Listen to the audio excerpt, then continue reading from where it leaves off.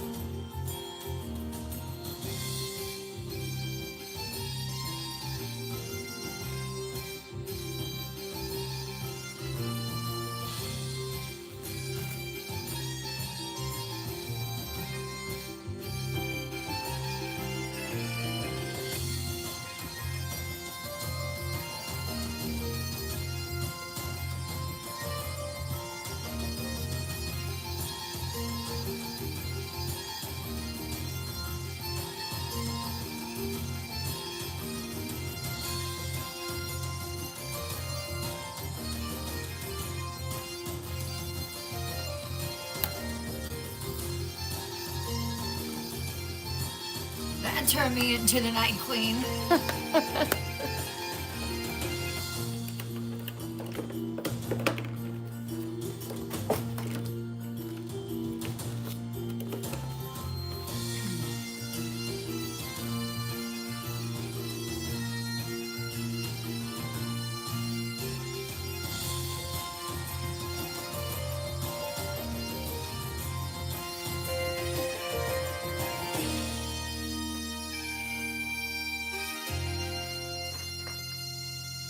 Thank you. Thank you, my lovelies.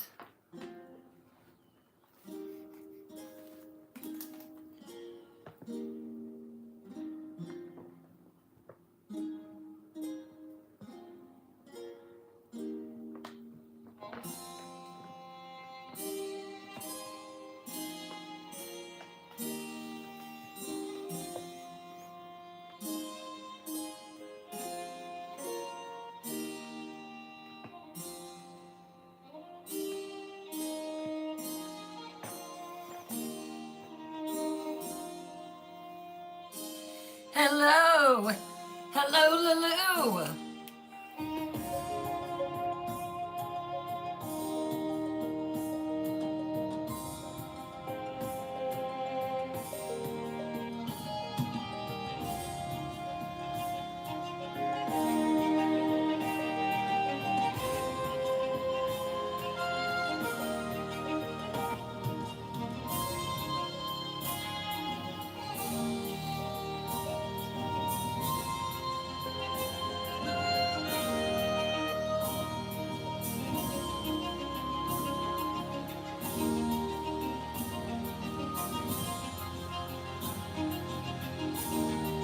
the train.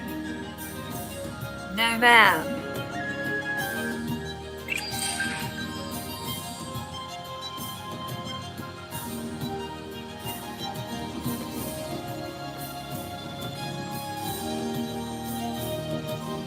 Thank you. Thank you.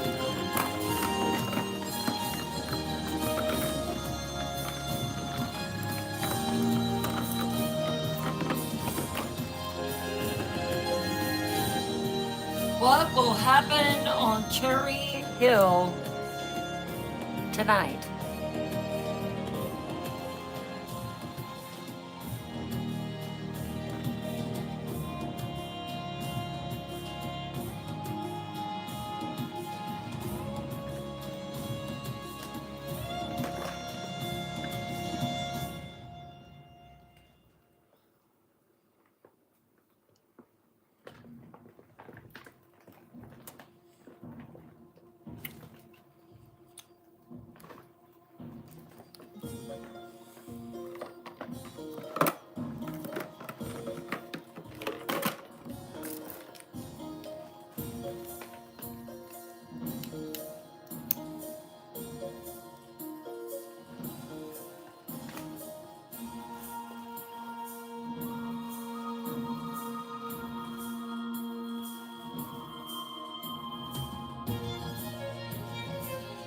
Oh, I love that music.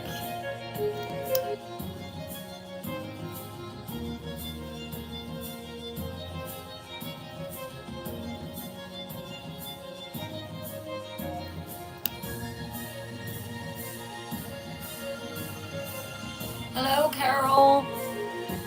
I'm not seeing everyone because I don't want to poke my eye out with my wand.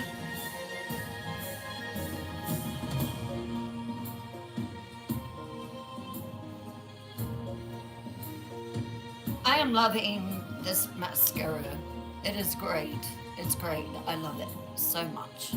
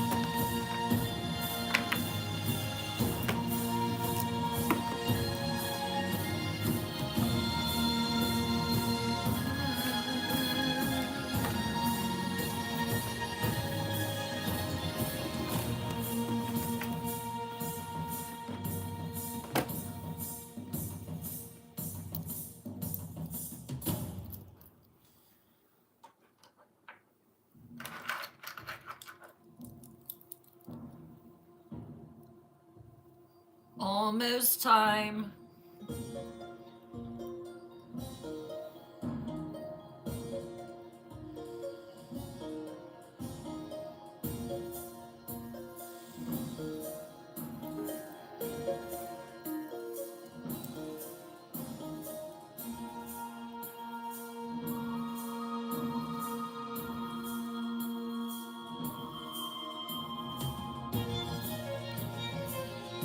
Hello, Diana.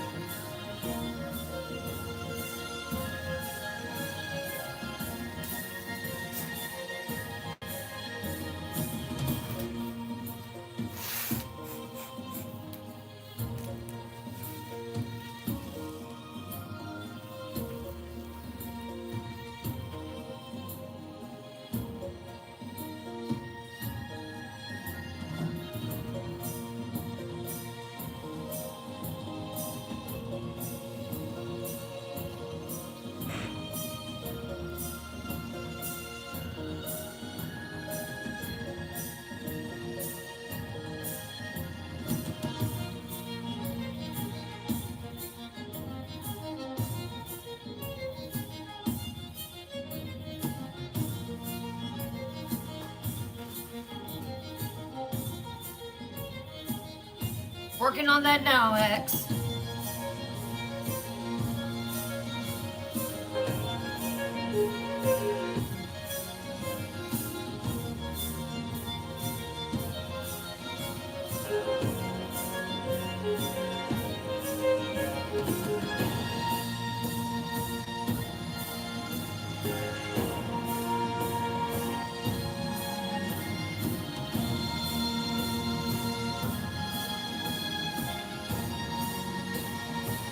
Hey, Palm.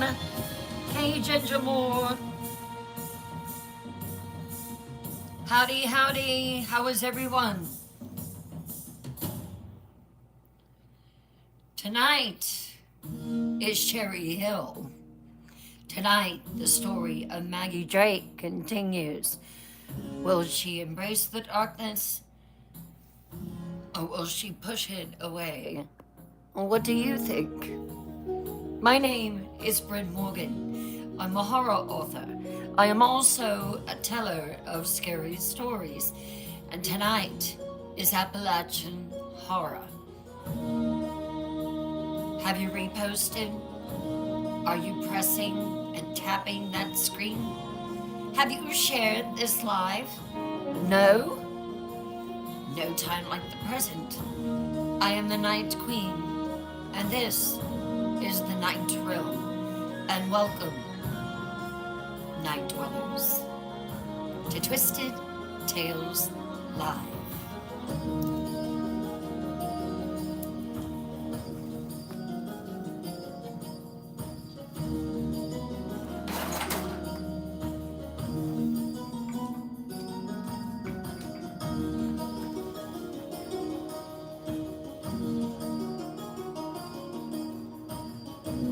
Are you new here?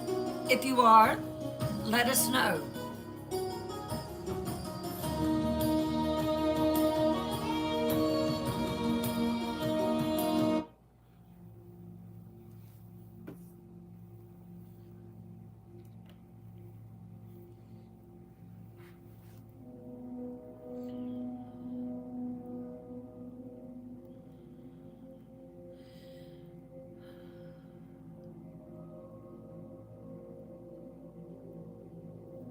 Let me see in the comments. I'm ready.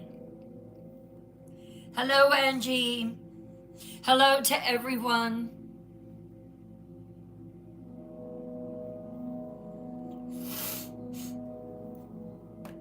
We do it differently here on Twisted Tales Live, don't we? Let's do it now. Let's enter into story time. Lower your lights. Lock your doors. Light a candle to chase those shadows away. Pull your curtains nice and tight. Wrap yourself in your warmest blanket to avoid the chills that are about to crawl up your spine. And let's begin.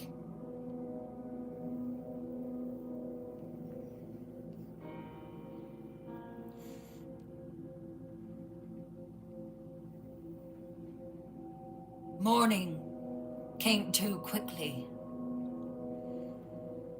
Maggie sat at the kitchen table with Inez, both of them nursing cups of coffee that had gone ice cold. It was 6 o'clock in the morning. The sun was just coming up in Cherry Hill, only to be replaced by the cold and the dreary gray, the thunder rumbling in the Black Pass. Neither had slept much. The burns on Maggie's chest had pulsed all night, keeping her awake with their rhythmic pulse and their heat and the dreams. God, the dreams had been relentless. His hands, his voice, the signet ring flashing in the lightning, Kenna.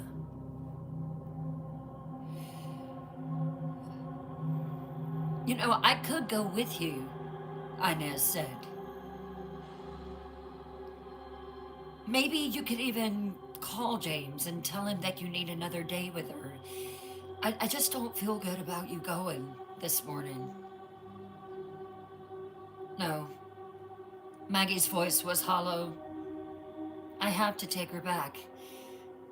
I promised. And if I don't show any sign of being stable, he'll use it against me in court. If I'm even alive in 2 weeks to go to court, she thought, but didn't say. Inez reached across the table and squeezed her hand. You're going to see Curly again in 2 weeks. In 2 weeks, you're going to survive this. This is all going to be behind us. There's not going to be a Nefrith Chultir. There's not going to be any witches. It's all going to be gone. We won't be able to even call it the Black Pass anymore. You're going to survive this, Maggie. You're going to fight him, and you're going to win, and you're going to get your daughter back, and you're going to fight that. They both looked toward the window. Both heard the thunder.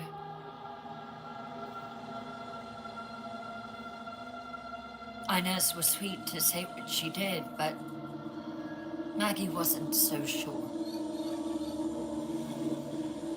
Because every day, every hour, every minute, every second, she felt herself slipping away.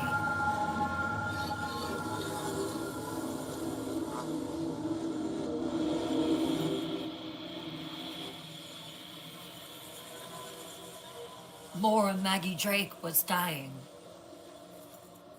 More of Kenna, the witch, the darkness, the thing that the Nefrith Chultir wanted her to be, was waking up. The evidence was plain to see. The vines had begun to grow higher, now completely encompassing her entire chest, and now traveling its way up her neck. And the signet in the middle burned intensely, causing her extreme pain. And to be honest with you, Maggie didn't even know if she had enough strength to stop it. Even scarier, she didn't know that she wanted to.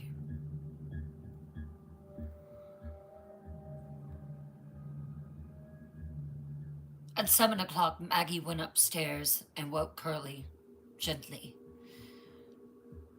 She pulled the cover off of her and sat down beside her. Come on, baby girl. It's time to get up. We need to get you dressed and fed before we go see Daddy.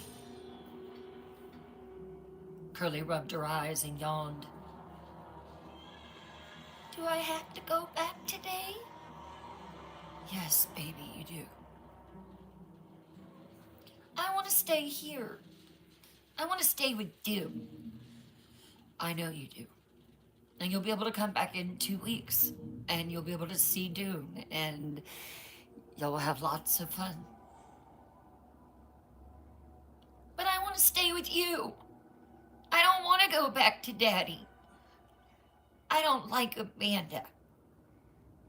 Why don't you like Amanda? She talks to me mean. I don't want to leave. I don't want to leave you. I know. Maggie's heart shattered. I know, baby. And I don't want you to leave either. But it's only 2 weeks. It's just 2 weeks. And then you're going to be back here. I promise. I want to live with you all the time, Mommy. all the time. I know. Maggie ran her hand through Curly's red curls and took her finger and tipped her nose.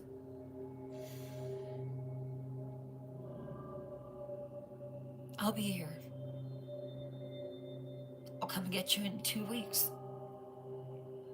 I promise. But the truth was that Maggie couldn't promise Curly anything. And she knew that. And inwardly she thought, if I'm still here, if I'm still me, if I haven't given in to the darkness. She dressed Curly in her favorite purple outfit, braided her red hair, and helped her pack her little unicorn backpack with the toys and books that she wanted to take back to Charlotte. Dune followed them downstairs, meowing. Even he looked sad, meowing plaintively like he knew that Curly was leaving.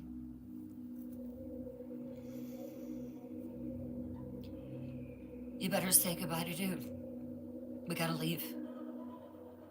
Curly bent down. She picked Dune up in her arms, almost dropped him because he was such a big cat. I'll miss you, Dune, Curly said, and buried her face in his orange fur. You be good for Mommy, okay? Keep the bad dreams away from her. Maggie's heart broke again. The cat purred and head-butted her cheek, and then jumped down, went in the parlor and sat on the red velvet couch. After breakfast was done and Curly had had her fill of pancakes and orange juice, Maggie realized that it might be the last time that they would all be together like this. The last time that she would be normal. The last time that she would be kind.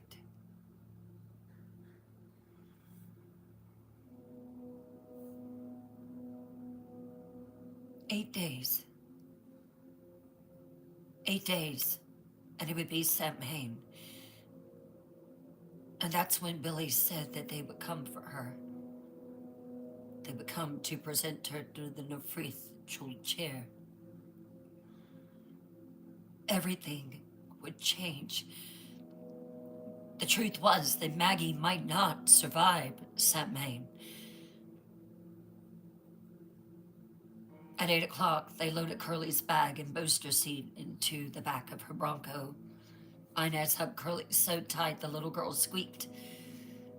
I love you, sweet girl. You be good, okay? I love you too, Aunt Naz. Maggie buckled Curly into her seat, kissed her forehead, and climbed into the driver's seat with hands that shook. As she pulled out of the driveway, she looked in the rearview mirror and saw Inez, her best friend, her rock, standing on the porch with tears streaming down her face. Inez was a sensitive, and she felt things.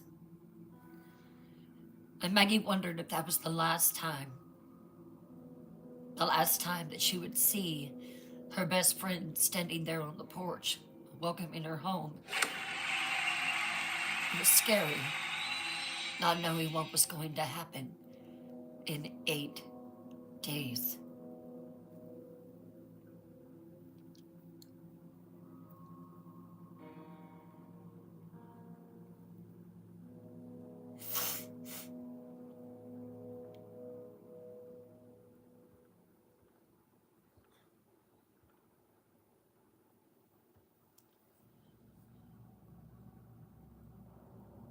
Was this her last time?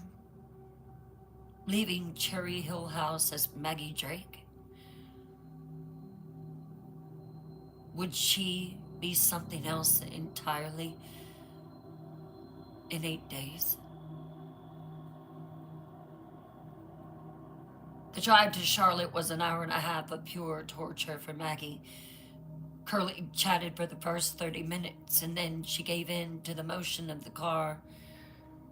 She fell asleep, with her little head pressed against the car seat, and Maggie was left alone with her terrible thoughts. Thoughts that warred against each other like opposing armies. I have to protect Curly. I have to survive this. I have to fight him. And then a moment later, but what if I can't? What if I'm not strong enough? What if the darkness wins? And then a terrible thought. What if I want the darkness to win? That last thought was the worst. It was the most terrifying because it was true. Part of her, that part that was going stronger every day, wanted what he was offering. Wanted the power, the freedom from fear, the certainty that she would never be weak or vulnerable or hurt again. Wanted to be that witch. Wanted to be dark. Wanted to be invincible. The burns on her chest pulsed in agreement. She tried to claw at it with her fingernails and only caused herself extreme pain. The turtleneck sweater that she wore covered it up. But eventually, as fast as they were growing, there was no way that it would be covered for long. And Maggie's hands tightened on the steering wheel.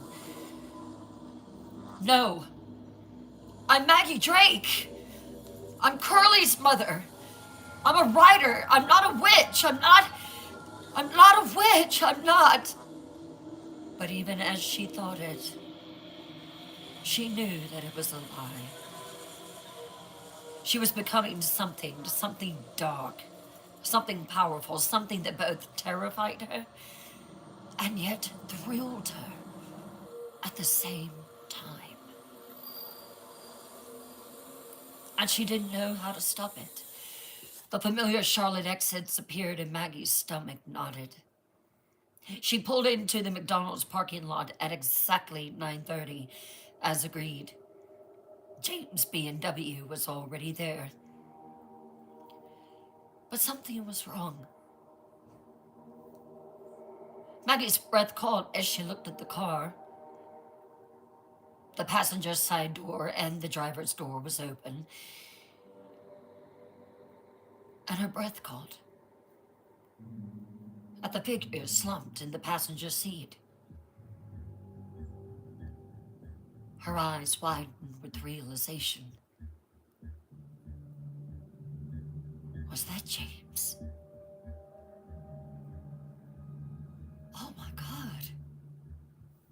James. But not the James from a week ago. Not even the James from Friday when she picked Curly up and his shirt had been covered as his nose poured that thick red liquid. This James looked broken, weak, frail, like he'd aged a decade in just a few days. Even from her car, even through two windshields, Maggie could see it. The way that he sat hunched over, barely able to hold himself upright. The dark circles under his eyes, so dark they looked like bruises. The hollowness of his cheeks, the tremor in his hands. He looked like a man who was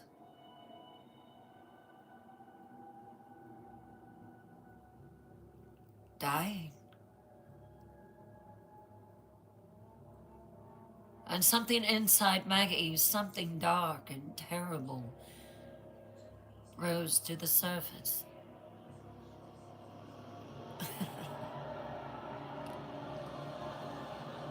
She stopped because a voice inside her head whispered, "Look what just one word from you can do, Kenna."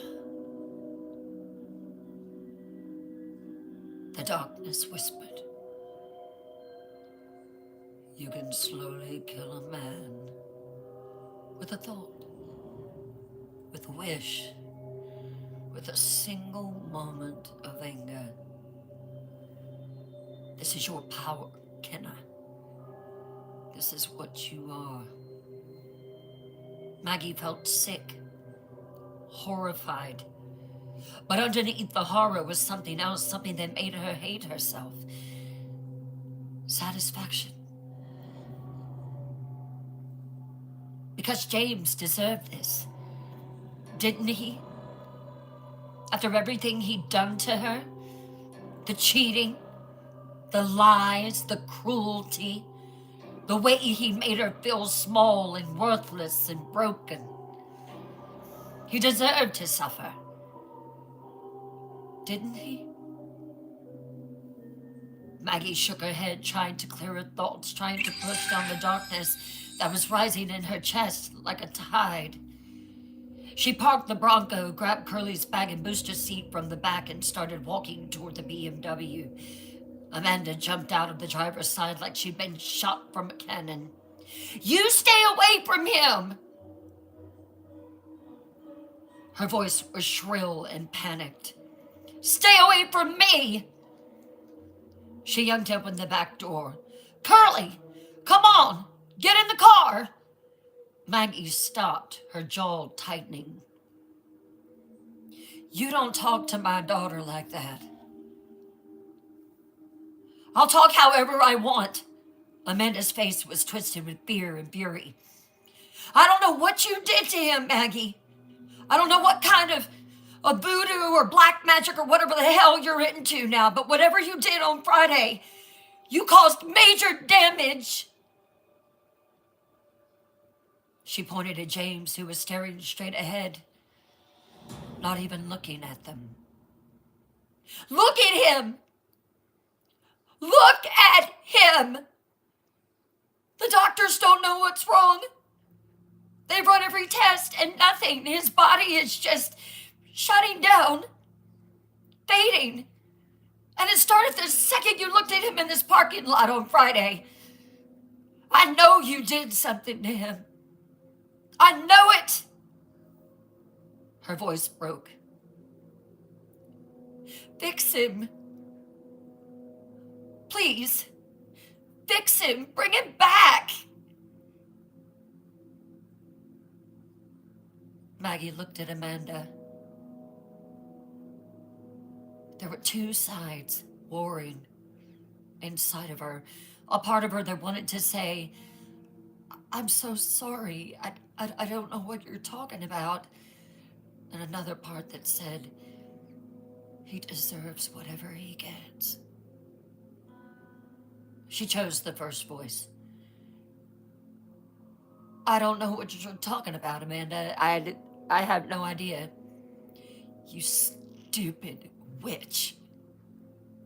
The word hung in the air. Witch. And Maggie felt it. The burns on her chest flared hot, painful, intense. The veins, the antlers, the gray infection spreading across her skin. All of it pulsed with heat, with power, with approval. The darkness inside her chest coiled and stretched, waking fully, responding to the accusation like it was a call to arms. Maggie looked at Amanda, and something in her expression made the other woman take a step back. Maggie walked closer, though. Her voice didn't even sound like her.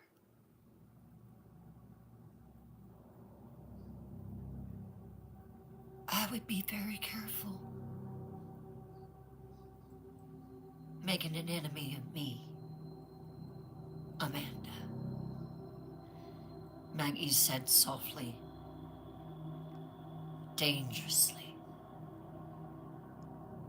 Did you just threaten me? Amanda's voice rose. Did you just... I have no idea what you're talking about. Maggie's voice was ice. I'll warn you only once.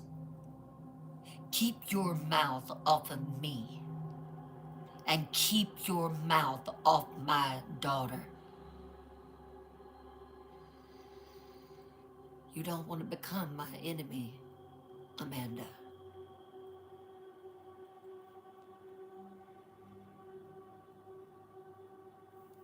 Amanda! James' voice came from the car, weak, thready, barely audible.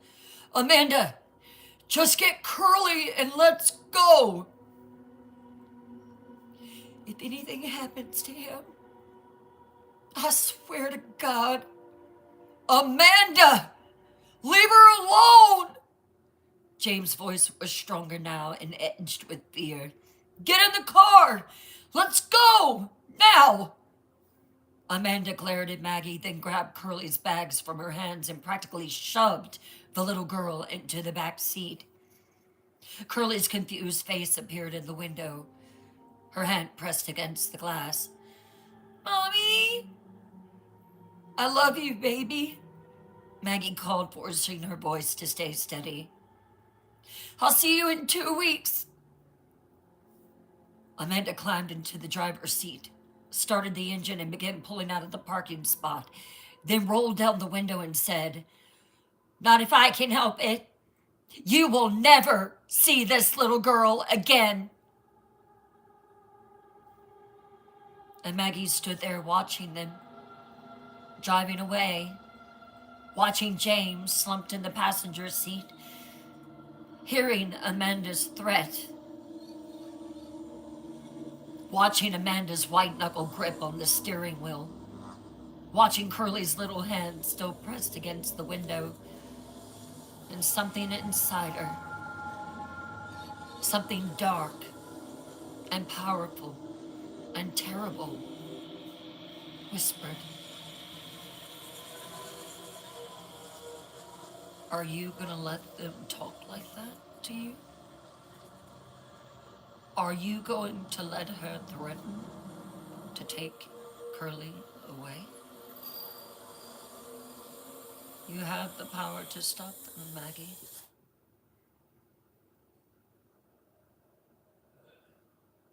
Kenna.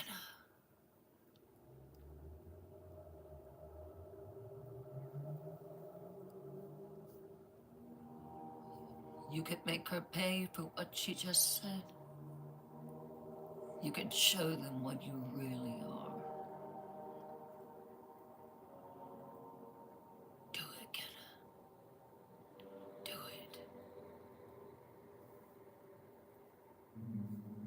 Maggie looked at the BMW's tires, and she thought it. Just thought it. Didn't say it aloud. Didn't raise her hand. Didn't perform any ritual or spell or incantation out loud. Just thought one word. Flat. And at that moment, every single tire burst. All 4 of them, simultaneously, with loud, violent pops that echoed across the parking lot. The BMW lurched and Amanda screamed, and the car ground to a halt halfway out of the parking space. Maggie stood there, frozen, as Amanda jumped out the car and stared at the tires in disbelief. All 4 completely flat, shredded like they'd been slashed. What the hell? Amanda looked around wildly. Then her eyes landed on Maggie. And Maggie saw the exact moment that Amanda understood. The exact moment that she realized what had happened and who had done it. You! Amanda's voice was barely a whisper. You did this. Maggie said nothing, just looked at her, rage boiling up inside of her like an overfilled pot. Let Amanda see whatever was in her eyes. Let her be afraid. And she did. She looked at Amanda with a blank expression. And then slowly, ever so slowly, she smiled.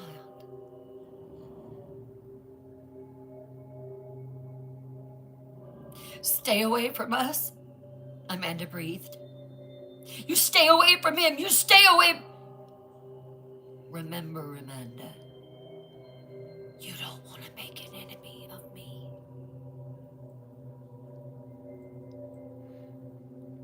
Maggie turned and walked back to her Bronco, climbed inside, started the engine, and drove away.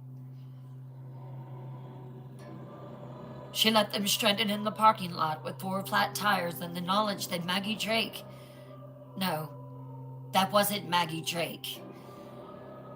That was Kenna. That was the Dark Witch. She had did it with just a thought. Halfway down the road, Maggie's hand shook on the steering wheel. Her whole body shook, but not with fear, with exhilaration. With a dark, terrible joy that filled her chest and made the burns pulse with heat and approval. She threw her head back and let the pain envelop her.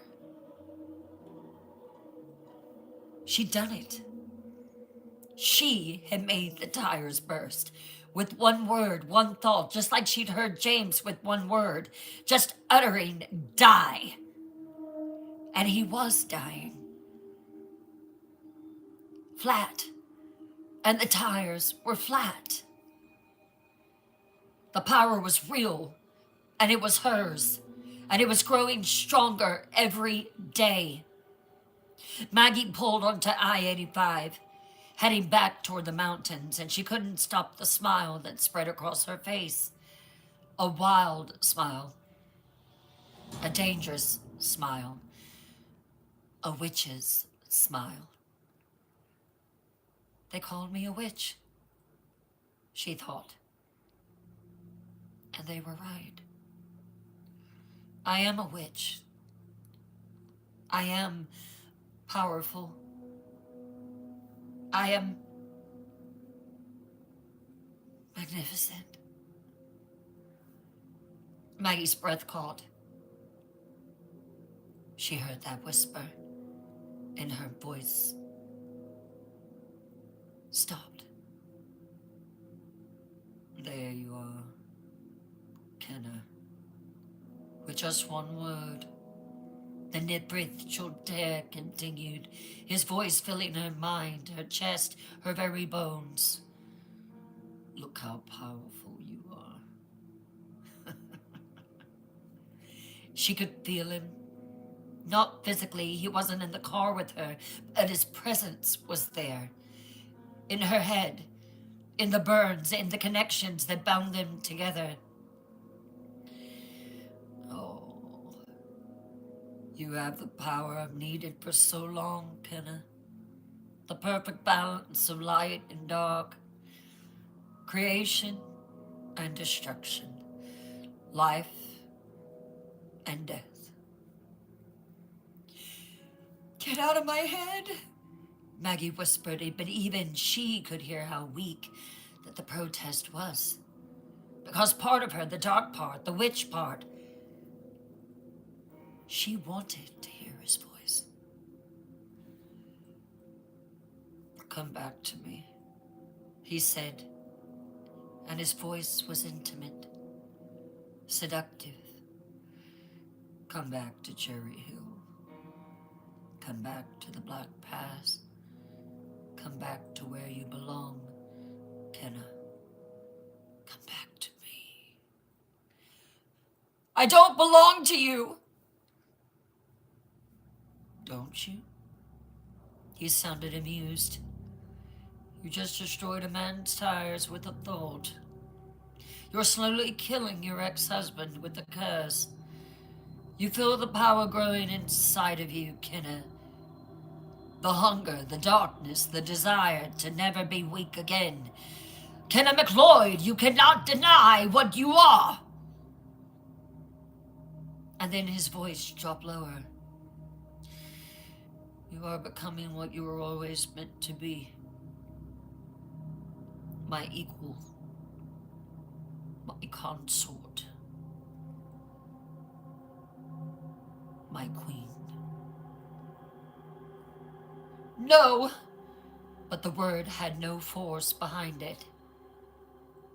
Come, Kenna McLeod. You enjoyed it, he said, certain. When she called you a witch. When they feared you, when you made them suffer. Tell me that you don't enjoy seeing James die. You felt the power, and it thrilled you, made you feel alive in a way you never felt before. No. Yes, you did. And he was right. God help her, the Nefrith Chulter was right. This is just the beginning, Kenna. Imagine what you could do with proper training. With guidance. With me at your side. Imagine the power that we can and will wield together. The Burns paused hot and approving. 8 days, he whispered. 8 days until Samhain. Until I come for you. Until you stand at the altar. Until you accept what you are and what you are. I will fight you, Maggie said, tears streaming down her face. I'll fight you until my last breath. You'll try, he agreed. But every time you use your power, every time you give it to the darkness, you become more mine, making the tires explode. The bond strengthens, the connection deepens, and by the time that Samhain comes, you won't want to fight me anymore. His voice became a caress. Surrender to me. You know you want to accept, to become the witch that you were born to be. No! We shall see, he said. Drive safely, Kenna. The mountains are calling you. And then he was gone. The connection broken. The presence in her mind vanished, leaving behind only silence and the steady pulse of the Burns. Maggie drove in shock, her hands white-knuckled on the steering wheel. Because he was right about all of it. She had enjoyed it. The fear in Amanda's eyes, the tires bursting, the weakness in James, the power thrumming through her veins. It was intoxicating.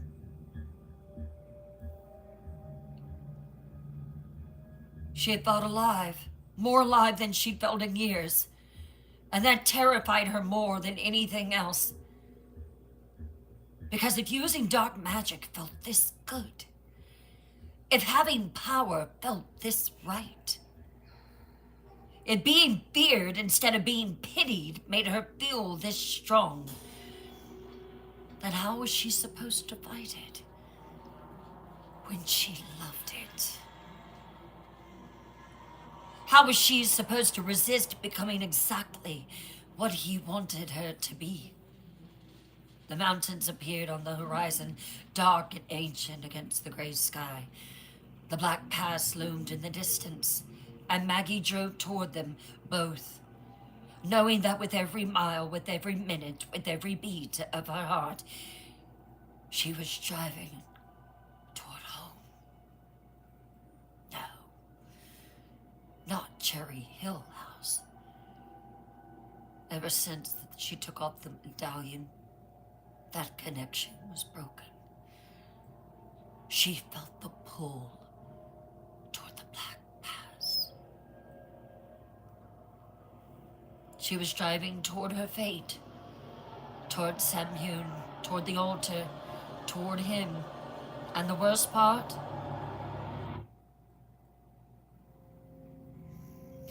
The worst part, the absolute worst part, was that she wasn't sure that she wanted to go back to Cherry Hill House anymore.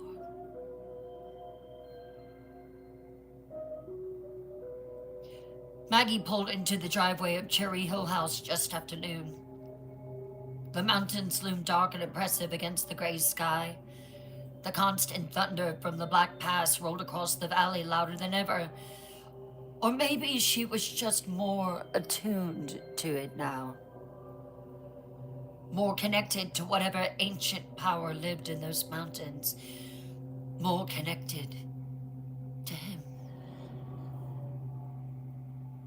She sat in the Bronco with the engine still running, her hands gripping the steering wheel so tight, her knuckles had gone white.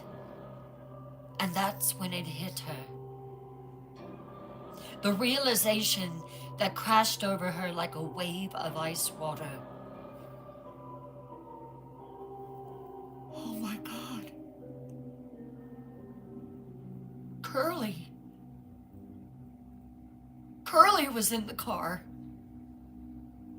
When she looked at James' BMW, when she thought that single word "blat" and made 4 tires burst with nothing but her will, Curly had been in the back seat. Her daughter, her baby, her 5-year-old little girl, oh God, strapped into her booster seat, her hand pressed against the window, calling Mommy. And Maggie had attacked the car. Anyway. Hadn't thought about Curly at all. Hadn't considered for even a second that her daughter might have been hurt. Might be scared, might be in danger of what her mother was about to do. She'd only thought about revenge. Only seen black. About making Amanda and James pay. About showing them her power. And in that moment, that terrible, awful moment, Curly hadn't existed. She hadn't even thought of her. Oh God. Maggie's breath came in short, sharp gasp. Her vision blurred, her whole body began to shake. What have I become? What kind of mother? What kind of monster? Has no thought of her daughter. Only the revenge that she wants to take. The driver's door opened and suddenly Inez was there. Pulling her out of the Bronco, holding her as Maggie's knees buckled and she fell to the ground. It's okay, Mags. I've got you, Inez said urgently. I've got you. I can tell that you're in a lot of pain coming home. Come on, let's get you inside. I can't breathe. Yes, you can. Look at me, Maggie. Look at me. Inez's hands framed Maggie's face, forcing her to focus. Breathe with me. Breathe in, breathe out, in through your nose, out through your mouth. Come on. Maggie tried and failed and tried again. She leaned against the Bronco. Her chest felt like it was being crushed, like the burns were spreading inward, wrapping around her lungs, her heart, squeezing the life out of her. I've got you, come on. Stand up. You cannot sit here at the truck. She half dragged and half carried Maggie to the porch, and the moment they crossed the threshold into Cherry Hill House, Maggie vomited. Her knees gave out completely. She sank to the floor in the entryway, her back against the wall, her whole body shaking like she was coming apart at the seams. And then the words came tumbling out in a torrent that she couldn't stop. James is dying. Nez. He's actually dying. He doesn't even look like the same man. He's dying. He's skeletal. He's hollow. He's like a corpse that's still breathing. And Amanda said the doctors don't know what's wrong with him, that they've ran every test and then nothing makes sense. But it does make sense. I'm doing it. No, Maggie. Yes. Yes, I am. I'm unaliving him. Minute by minute. Inez's face went pale. Oh, God, Maggie. It is because of me. I thought one word. Die. Just one word. I wish you could have seen him when I said that word. I wish you could have seen it as he grabbed his chest and his nose and his eyes. He started to die right then. It turned from a laugh into a sob. One word, one moment of anger, and now he's dying slowly, agonizingly, and I don't want to stop it. Maggie, but that's not even the worst part. Maggie crawled on her knees to Inez and grabbed her shirt. And her voice broke. Amanda called me a witch. And I felt my burns on my chest get hot. I felt the power rising up in me. And when they tried to drive away, What did you do, Maggie? She couldn't say it. Couldn't bear to speak the words aloud. But she had to. I made their tires explode. All of them. At once. All four. With Curly in the back seat. Inez's breath called. What? I looked at the tires. And I thought one word. Flat. And they just burst. Boom, boom, boom, boom. All four at once. And Curly was right there in the car, right in the back seat. And I didn't think of her. Not for a second. I just wanted revenge. I wanted to hurt them. I wanted them to die. Yes. I wanted them to die. I wanted them to be afraid of me. You didn't want Curly to die, Maggie. I didn't think about Curly, Nez. I thought about James and Amanda and her telling me to stay away from my own daughter.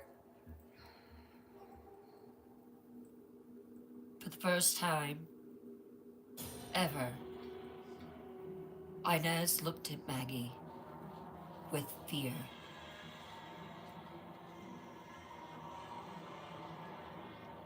Maggie looked up at Inez with wild, desperate eyes. That's all I thought. Hurting them. Unaliving them. Maggie, kind of mother does that make me, Inez? What kind of person am I becoming that I would endanger my own daughter just to feel powerful? You didn't hurt her, Inez said, but her voice was shaking. The tires, that's not dangerous if the car's not moving, but what if it had been?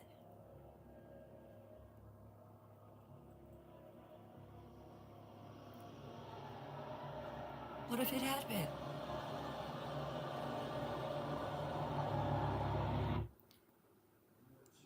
The realization of that hit Inez hard.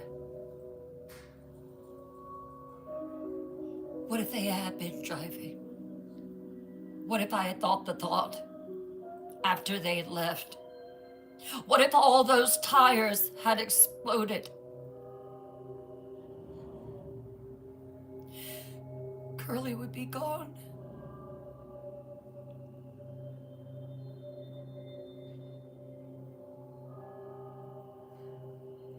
What kind of person am I becoming to endanger my own daughter just to feel powerful?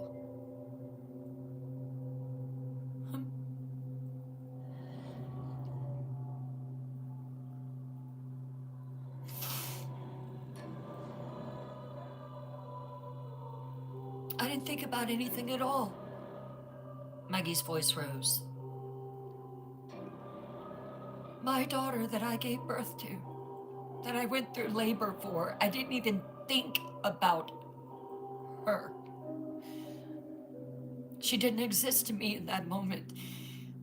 Only the revenge mattered. Only the power mattered. Only showing them what I could do. She pressed her hands to her face. And the worst part?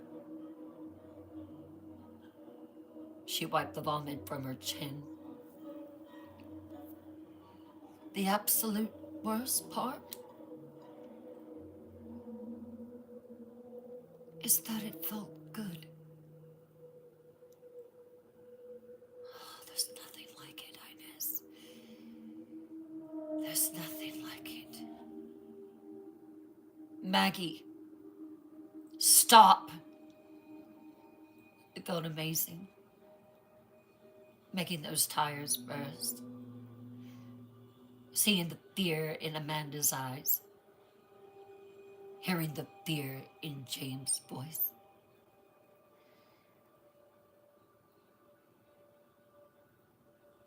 Knowing that James is dying because of me. I felt powerful and strong and alive. And I loved it. And that scares me, Inez. What if I get mad at you? What if I hurt you?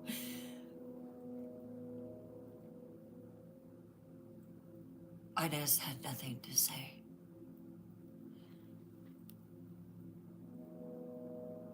Maggie. And then he spoke to me. Maggie's voice dropped to barely above a whisper. The whole drive back. The Nofrith chair. He was in my head the entire time.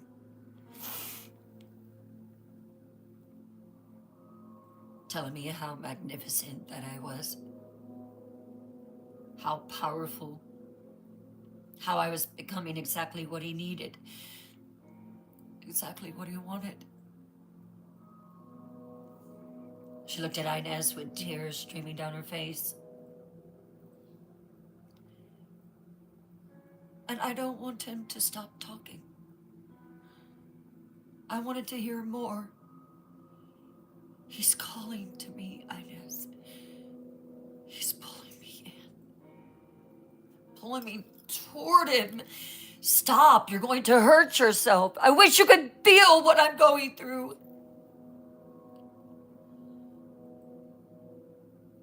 He wanted to tell me more about the power that I could have.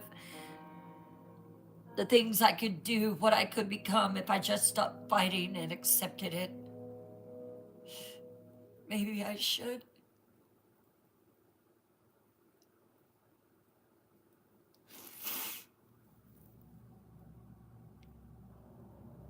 I want you to promise me something, Inez. Promise me. I want you to take Curly. James is going to die. And I fear that I cannot stay away from what is calling to me. Take her. Raise her? No, Maggie. I'm going to go to training.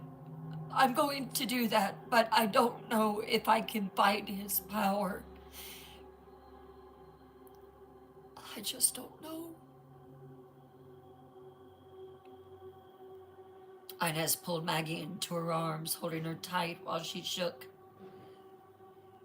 You're going to get through this, Maggie. Please don't talk about that. Don't talk about that like you're going to just leave and just disappear. Maggie leaned into Inez's shoulder.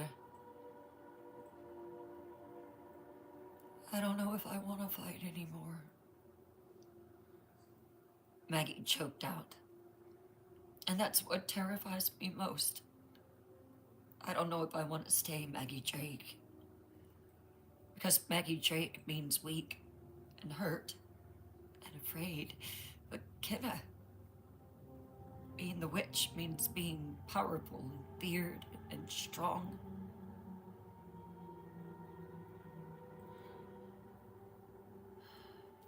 Being Maggie Drake means being Curly's mother.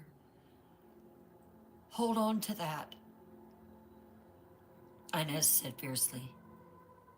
And you would never hurt that little girl. I know you would not. Never. The darkness may want you to forget her, but you won't. That's why you're breaking down right now, because you did remember her. You did remember. Because you care, because you're still human. But for how much longer? Maggie whispered. Neither of them had an answer for that.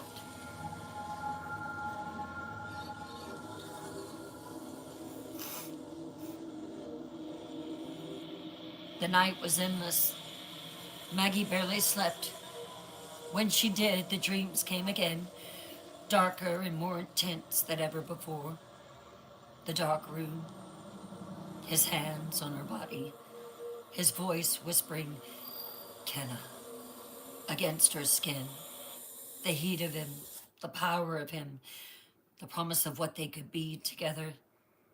And this time when he swept her up in his arms, when he kissed her, she didn't just kiss him back. She begged for more. Begged him to claim her, every part of her body, to mark her, to make her his completely. And he did. And when she woke gasping and shaking and burning, she found that the vines had risen higher on her neck. Soon she would not be able to conceal them any longer. They had spread further. The gray vines now reached past her collarbone, creeping up the sides of her neck like fingers, like he was slowly wrapping his hands around her throat, even from a distance. And the signet seal in the center glowed faintly green in the darkness of the bedroom, pulsing, calling, counting down to Samhain.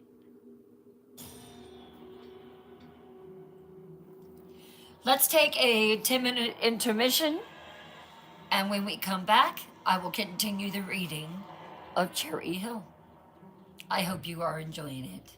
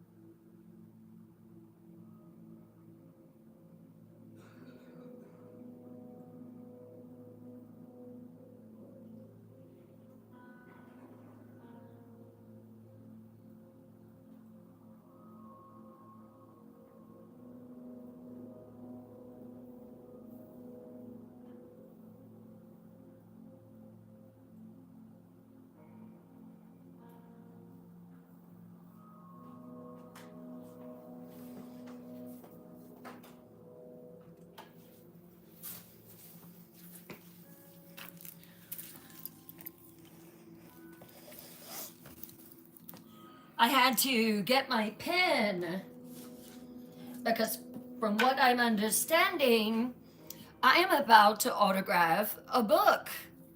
And this book is going to be for Ginger Moore. Is she in the live right now?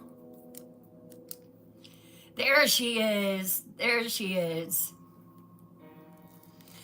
Ginger, would you like to come up in the box? Hey, Palm. Hey, Pink. No? Well, I can tell you that Ginger Moore is a delight. She is a wonderful night dweller, and I love you to pieces. So she has requested an autographed copy of The Haunting of Hastings House. This is my first book. This is my baby. And I will write a special message to you alone, Ginger, after the live. So you will be able to read that when you see it. So right now, I'm going to sign it. And is there anything in particular that you would like for me to write? Oh, you're welcome. I'm going to go ahead and sign it for you.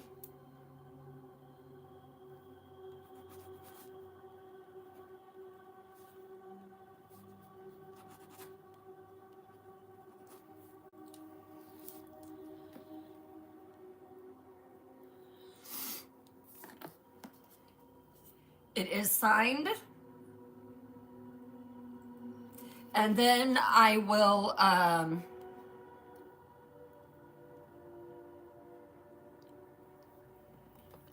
put a special message into it after the live. You are most welcome. You are welcome. Welcome, welcome, welcome. Thank you so much for bringing The Haunting of Hastings House into your home. Thank you so much, and I hope that you enjoy it and that you're not terribly scared. So we'll see to it that you will have that here very, very soon. Hey, Tigger, how are you?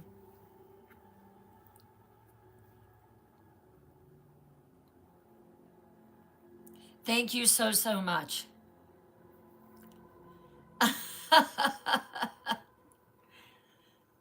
Oh,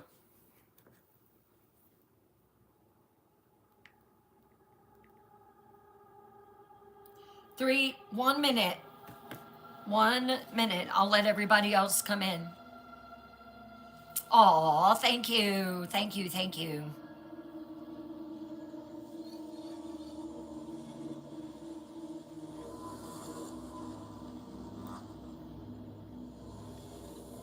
Love it.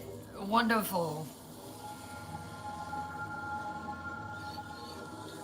I feel blessed to have you, Ginger. Thank you so much.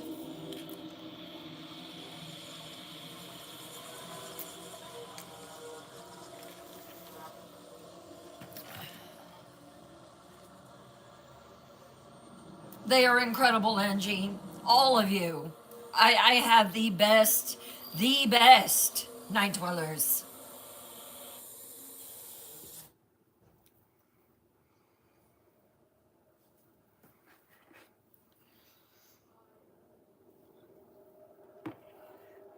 Hello, Erwin Raven Shadow.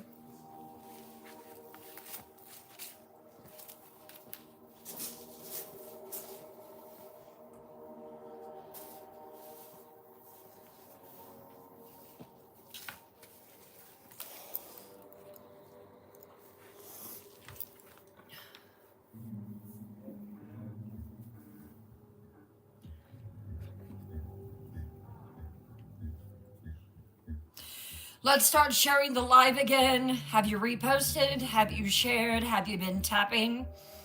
I would say yes. Thank you all so much. Thank you for the lovely presents. Thank you so much. All right. Back to the story. Kelly, thank you for reposting. Angie, thank you for reposting. Do not forget, tomorrow night, Robert the Doll continues. Thank you for sharing to the FYF, the FYP, whatever it's called now. Hello over there on the White Channel. Thank you. Thank you. Thank you.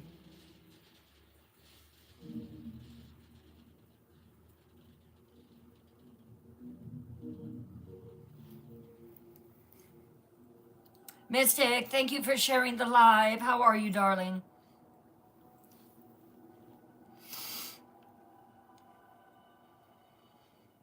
Let's begin. Hey, Debbie, thank you, thank you. I've seen some higher numbers tonight that I haven't seen in quite some time, and that is all due to you. So thank you so much, my lovely Night Dweller family. The next morning, Maggie's phone rang at 7 a.m. It was Chloe. The training is ready to begin, Maggie, she said without preamble. Billy has gathered what we need. People can help. Thank you, Lulu. Thank you for that lovely present. People with power. What? When? Maggie's voice was hoarse from crying, from screaming in her sleep. We can't wait any longer. Today. Now. I'm texting you an address. Billy said to bring your friend with you. There was a pause. Maggie, it's going to be intense. More intense than anything you've experienced. Billy says that you're running out of time. The bond is accelerating. If we don't train you now, if we don't teach you to fight, you won't survive, Samhain. Where is it? A place in Tennessee. We want to move you as far away from the Black Pass as possible. It's about a 3-hour drive from Cherry Hill. We had to find a place far enough from the Black Pass. Somewhere that his influence is weaker, if that's even possible. Somewhere we can work without him feeling every move you make. Maggie's phone buzzed with the incoming text. An address in the middle of nowhere, Tennessee. Again, bring Inez, Chloe added. Billy insists that she's your anchor. You're going to need her. The call ended. Maggie sat on the edge of her bed, staring at her address in her phone, her heart pounding. This was it. The real training. The preparation for war. The attempt to turn her into something strong enough to fight a god. Inez appeared around the corner. I heard you talking. Who is it? It's Chloe. They're ready for me. Okay, we do this. We go and we do this. Yeah. What else did she say? Inez appeared in the doorway, already dressed. We leave in an hour. It's about a 3 to 4 hour drive. Maggie looked up at her best friend. I'm scared. Me too.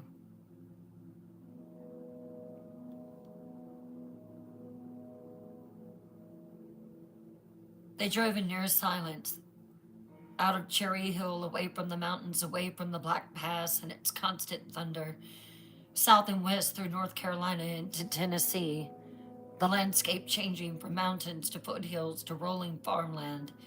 The further they got from Cherry Hill, the easier it became to breathe. Like a weight was lifting off Maggie's chest, like the connection to him, and the black thread that bound them was stretching thin, but not breaking. Never breaking. After 3.5 hours, the GPS directed them onto increasingly rural roads and eventually dirt. And finally, the Bronco bumped along a narrow trek through dense forest. "Where in the hell are we going?" Inez muttered. And then the trees opened up. A massive field stretched before them, easily 100 acres of open grassland surrounded by forest on all sides. The sky above was gray and heavy with clouds. The wind that swept across the field smelled of rain and earth. And something else, something ancient, something powerful. There were vehicles parked at the edge of the field, at least a dozen.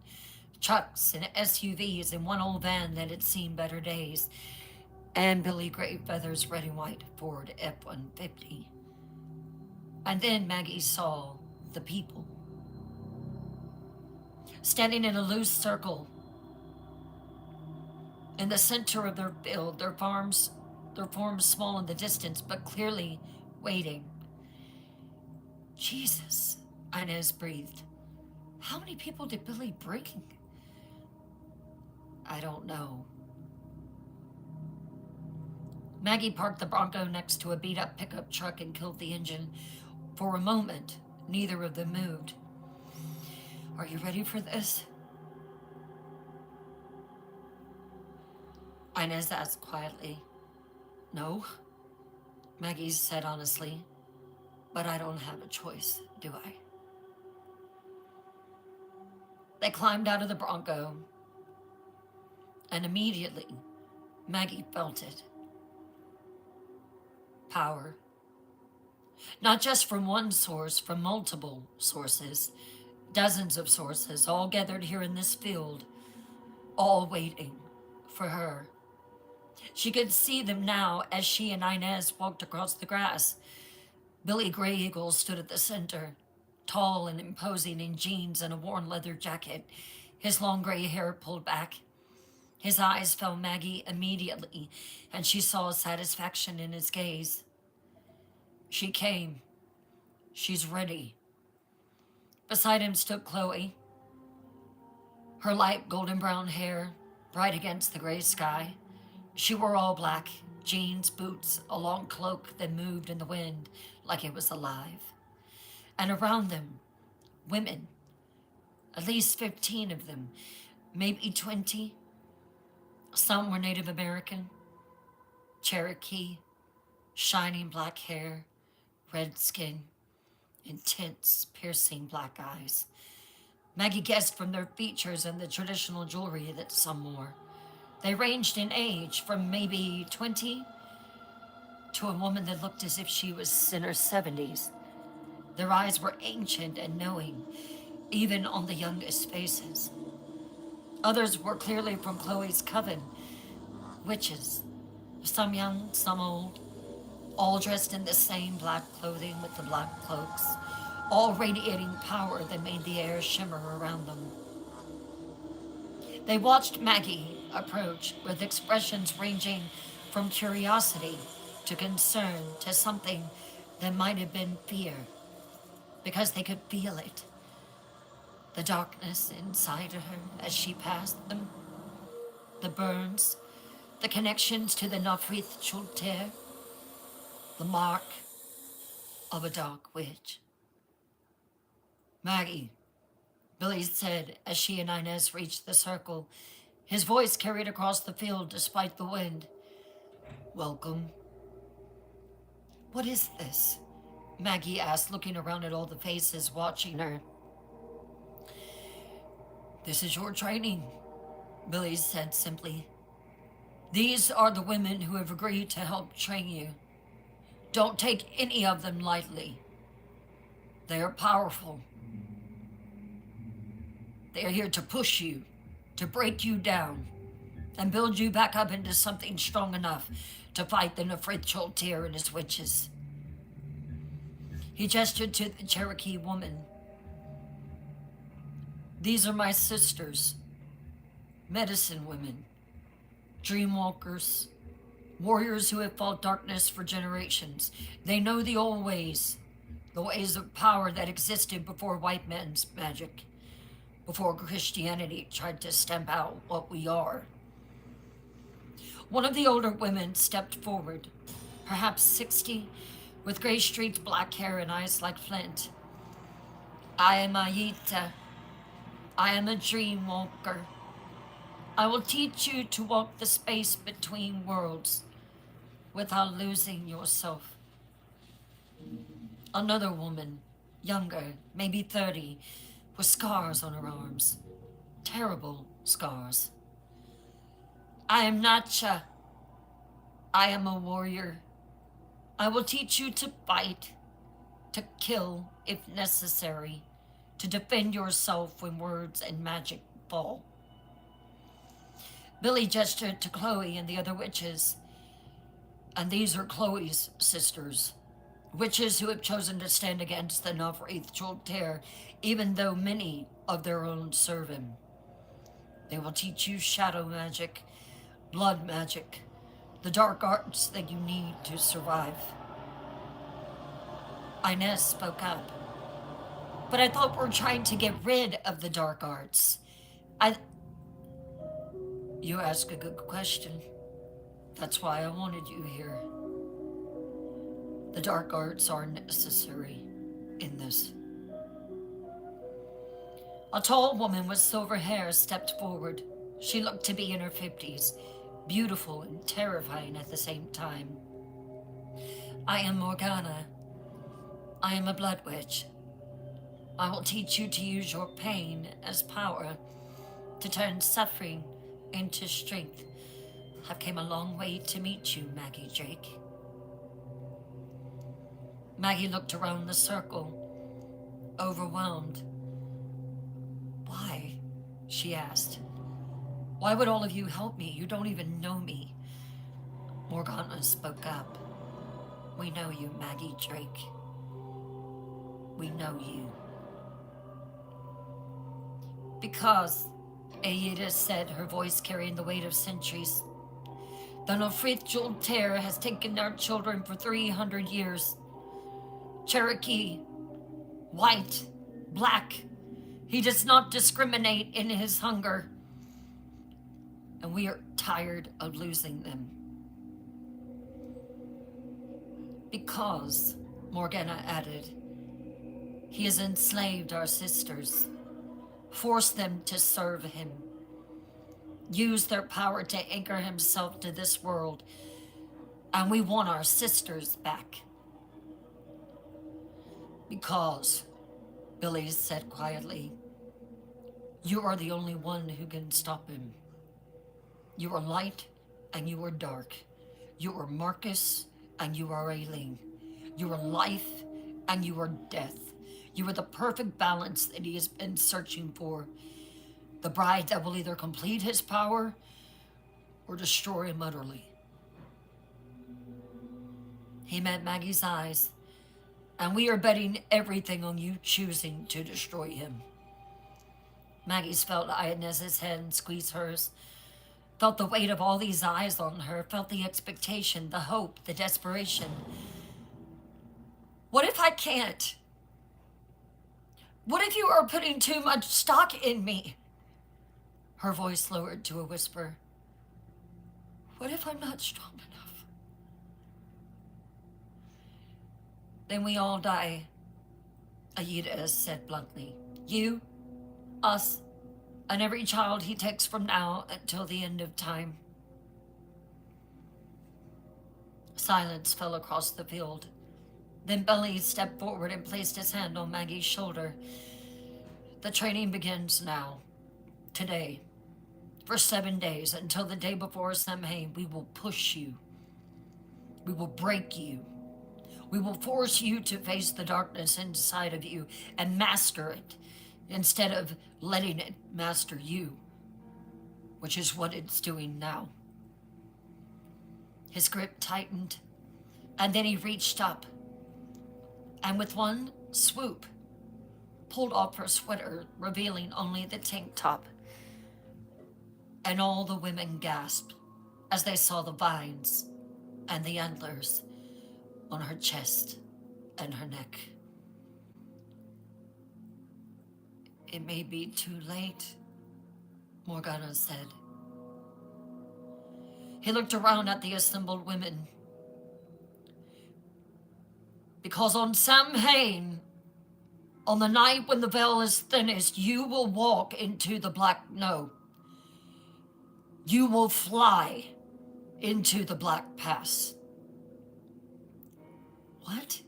But I thought that I'm supposed to be fighting. You will have to go to the Black Pass to defeat the Nilfrith Chultair. But you will not go with the witches. You will fight them, and they are aerial. They fly. You will fight them, and then you will go.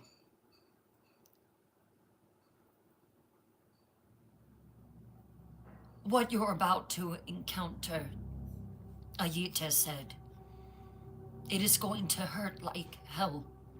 It will be terrifying, and you will beg us to stop. You will want us to give up, and we will not let you. Billy looked around at the assembled women. You will either save those children that night and break his hold on this world, his eyes blazed, or you will become the Dark Witch and doom us all. The wind picked up, sweeping across the field, and Maggie felt something shift. The air grew heavier and thicker, like reality itself was bending around them. Let's form the circle around her, Ayita commanded. I can feel the evil in the air, even from where we are. He knows she's here. The women moved immediately, spreading out, creating a perfect circle around Maggie. Inez stepped back, giving them room. Her hand pressed to her mouth. Morgana reached out, and Chloe, no, you are to be in the circle too. But you have power, Inez. The women moved immediately, spreading out, creating a perfect circle around Maggie. Wait, Maggie said, fear rising in her chest. What are you going to do to me? We're going to awaken your true power, Billy said. All of it, light and dark, life and death, everything you are and everything you could be. But there is no time for general instruction, Morgana said, already beginning to chant in a language that Maggie didn't recognize. No time for slow lessons here. We must rip it out of you, force it to the surface, make you face what you are, and it is going to be ugly. The other women joined the chant, Cherokee and witch voices blending together in an ancient harmony that made Maggie's bones ache. The burns on her chest flared hot.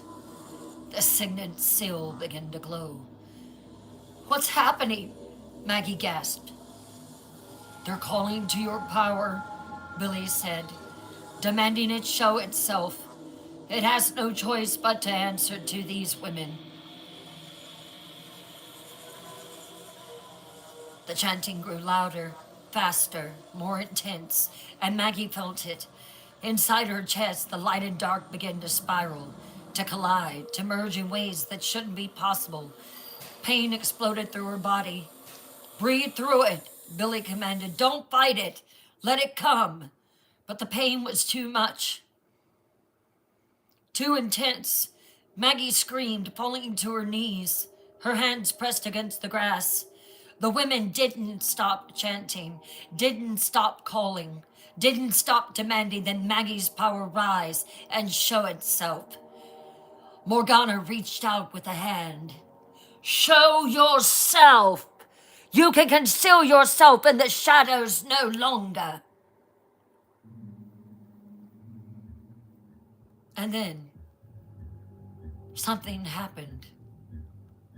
Light exploded from Maggie's body. Not just white light, not just shadow, both spiraling together, weaving together, creating something that had never existed before.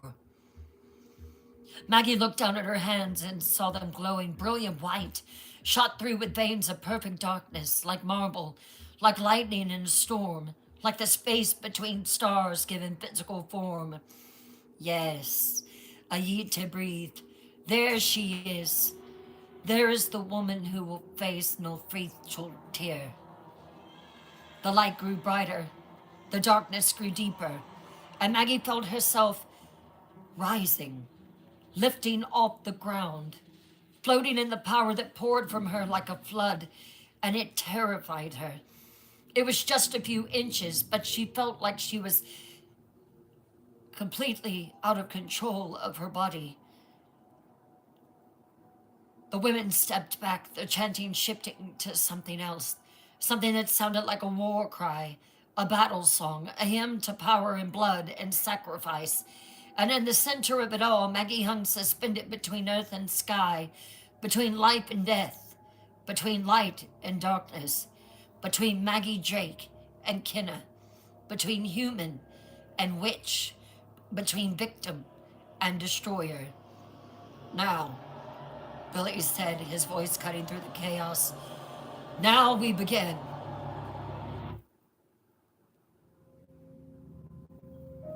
In the black past, deep in the space between worlds, the Nofrith Choltir lifted his head. He felt it. Her awakening. The moment when her true power finally broke free, and he smiled beneath his hood. Yes, Kenna, he whispered, even though she couldn't hear him. He knew that that connection had been broken. Yes. Become magnificent. Become powerful. Become everything you were meant to be. The black thread that connected them pulsed. She was fighting him, training to destroy him, gathering allies to stand against him, and he loved it. It had never worked before, and it would not work now. Because when he finally claimed her on Samhain, when she stood at the altar and took his hand, she would be worth the centuries of waiting. She would be glorious. She would be his equal. She would be his queen. 8 days, my bride, he whispered. 8 days until you are mine. The sun came by the time Maggie's feet touched the ground again. The power that had lifted her, that brilliant, terrifying combination of light and shadow, slowly receded back into her chest, and she fell. The women's chanting faded to silence, and Maggie stood in the center of the circle, trembling, her skin still glowing faintly with residual energy. Enough, Billy said, his voice cutting through the stillness. Enough for today. The women stepped back, breaking the circle. Some of them looked exhausted. Others looked exhilarated. All of them looked at Maggie with a mixture of awe and fear. Because they felt it. Something so strong. The raw, untapped power inside her. Power that could save them all or destroy them utterly. Ayita, the elder dreamwalker, approached Maggie slowly. She reached out and touched Maggie's face with weathered fingers, her eyes ancient and knowing. You have more power than any of us expected, she said quietly. More than your mother had. More than any witch we've known. Linofrith Cholter chose well when he chose you.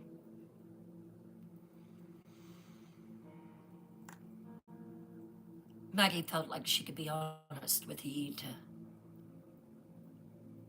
I don't want to be chosen, Maggie whispered. Like you are. Ayita's hand dropped. And now we must teach you to master what you are before he masters you. Billy moved to Maggie's side, steadying her as her knees threatened to give out. That's enough for today, Ayita. We've awakened her power. We've shown it to her. Now you just need to feel the full scope of what you're capable of. He looked up at the darkening sky.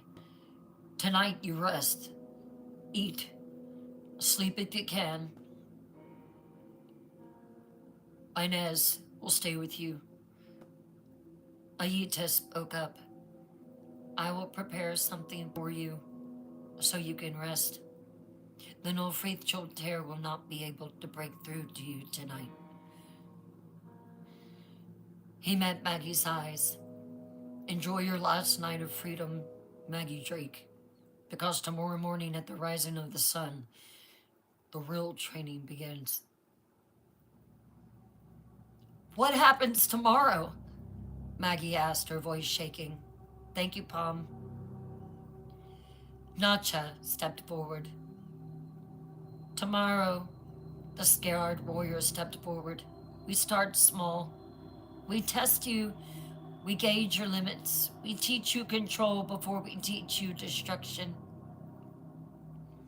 Morgana nodded. Power without control, Maggie Drake, is suicide. You'll burn yourself out, or worse, you'll become exactly what he wants. A weapon with no restraint. A witch with no mercy. And that is terrifying. Maggie thought back to James, dying. The tires exploding. Perhaps she already was a dark witch with no mercy. We will build you up, Ayita added, slowly, carefully, layer by layer, until you're ready to face him. You're stronger than we thought you were. We have to harness that. Billy guided Maggie toward the Bronco, where Inez waited with tears streaming down her face. She was terrified of what she had seen. Her best friend, hovering just a few inches off the ground, but still, and for such a long time. And those women would not fall. They kept her up. Billy waited until Inez and Maggie climbed in the Bronco, and then he said, There's a cabin about a mile down the road, Billy said. It's basic, but has beds, a kitchen, cabinets are stocked with canned food. The women will camp here in the field and pray for you tonight. But you need real rest tonight. Here. Billy reached into his pouch around his neck and pulled out another small pouch and handed it to Maggie. This is from Ayita. You need to remember what it feels like to be human before we teach you to be something more. The cabin was exactly as Billy described, basic but functional. 2 bedrooms, a small kitchen, a living room with a fireplace. Inez made soup from cans, and they ate in silence at a wooden table that had probably been there for decades. Had training went on here before, she wondered? Was Maggie the first? Maggie could barely taste the food, could barely feel her body. Everything felt distant and muted, like she'd left part of herself back in that field, floating between the earth and the sky. Are you okay? Inez asked. Finally. I don't know, Maggie admitted. I don't know what I am anymore. That night, Maggie lay in bed and stared at the ceiling, listening to the sounds of the Tennessee wilderness outside, crickets, night birds, the wind through the trees. She expected to hear the No Faith Chilter. This place was so different from Cherry Hill, so far from the Black Pass and its constant thunder. But even here, she could still feel him. The black thread connecting them, the pull at her chest. She couldn't hear whispers, but she could still hear his voice. It was embedded in her mind forever. Soon, Kenna. Soon. She didn't sleep, didn't dare to, because she knew if she closed her eyes, he'd be waiting in the darkness, and she wasn't sure she had the strength to resist him anymore. And then Inez knocked on the door. Hey, take this. This is what Yayita gave Billy. Take it all. Maggie opened up the pouch, took a glass of water from Inez, and put the bitter herbs into her mouth. Oh, God. That is horrible. Take it all. And Maggie did. And that night, for the first night in weeks, she did not dream. Dawn came gray and cold. Maggie was already dressed and waiting on the cabin's porch when Inez emerged bleary-eyed with 2 cups of coffee. Well, it looks like you got a good night's rest, Inez said. Yeah, for the first time in forever. At sunrise, they drove back to the field. The women were already there waiting. Some had slept in tents, others in sleeping bags. Others looked like they'd stayed awake all night, maintaining watch, keeping guard against whatever might try to interfere. Do you feel that? Maggie asked. Inez parked the Bronco. Feel what? Something's different. Well, they did say that they were going to pray over the fields. Billy stood at the center of the field waiting, as if he had been waiting for Maggie to arise, the rising sun casting long shadows across the grass. Come, he said simply. Maggie walked to him. Inez followed close behind. The other women formed a loose circle again, but this time there was no chanting, no ritual, just watchful silence. We start with the basics, Billy said. Before you can fight him, you must master yourself, your body, your mind, your power. He gestured to Aita. The Cherokee way teaches that all power comes from connection to the earth, to the sky, to the spirits that walk between. You cannot draw power if you are not grounded, if you are not present. Aita stepped forward. Sit. Here. She instructed Maggie. Here, right in the center. Maggie sat cross-legged on the grass and immediately felt the cool dampness seeping through her jeans. Close your eyes, Aita said. Feel the earth beneath you, not just with your body, with your spirit. Reach down with your awareness.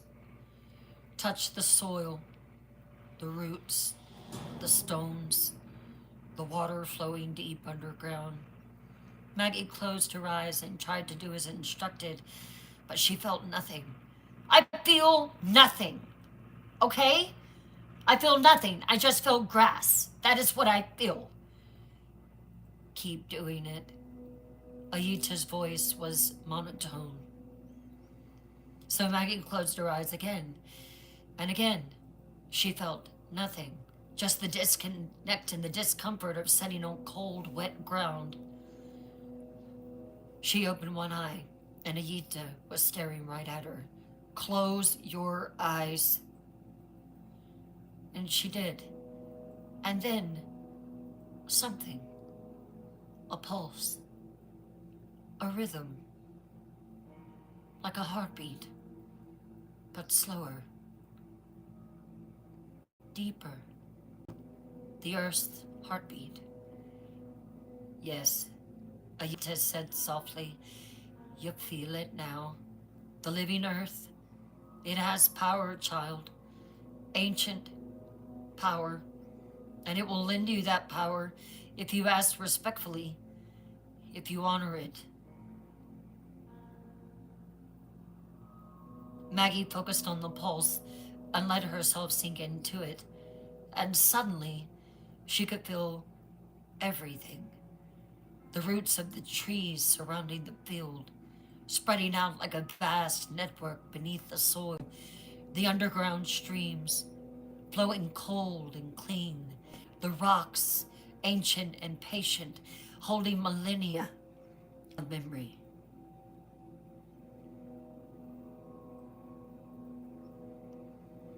Now, Ayita said, draw from it, gently, like a doe that leans down, drinking from a stream. Take only what you need from it. Maggie reached out with her awareness and pulled. She wasn't sure how she knew how to do it, but she did. Energy flooded into her body through the point where she touched the earth. Not violent, not overwhelming, just steady, strong, like the earth itself was sharing its strength. Her hands began to glow, that same opalescent light from yesterday, but dimmer, more controlled. Good. Billy nodded his head. Yes, this is grounding, Maggie. This is how you keep yourself from burning out. How you anchor your power to something real and solid instead of letting it consume you. We will always start your training with grounding. Now open your eyes, Ayita instructed. Maggie did, and gasped. Her hands were sinking into the soil, not through it, into it, like the earth was accepting her, welcoming her even. You are connected now, Ayita said. The earth knows you, Maggie Drake, recognizes you as one of its daughters. It will help you when the time comes. She gestured for Maggie to stand, and when Maggie pulled her hands free, the grass where she'd been sitting was greener, fuller, alive in a way that it hadn't been before. Your first lesson, Billy said, power comes from connection. Remember that when you face him. He draws power from fear, from death, from the space between worlds. But you draw power now from life itself, from the earth. She's your sister, and that makes you dangerous to him. The second lesson came from Nacha, the warrior. She stood with her legs spread in the middle of the field. Power without the ability to defend yourself is useless, she said bluntly. The Nefrith Choltir will attack you. When he finds out that you are turning against him, he will attack you. The Coven will attack you. You must know how to shield, how to protect yourself when magic fails. She moved to stand in front of Maggie, and Maggie reached and noticed for the first time how many scars, deep red scars, covered Nacha's arms. Not ceremonial, not decorative, battle scars. You're going to hate me, Maggie, because I'm going to push you, Nacha said. Just push.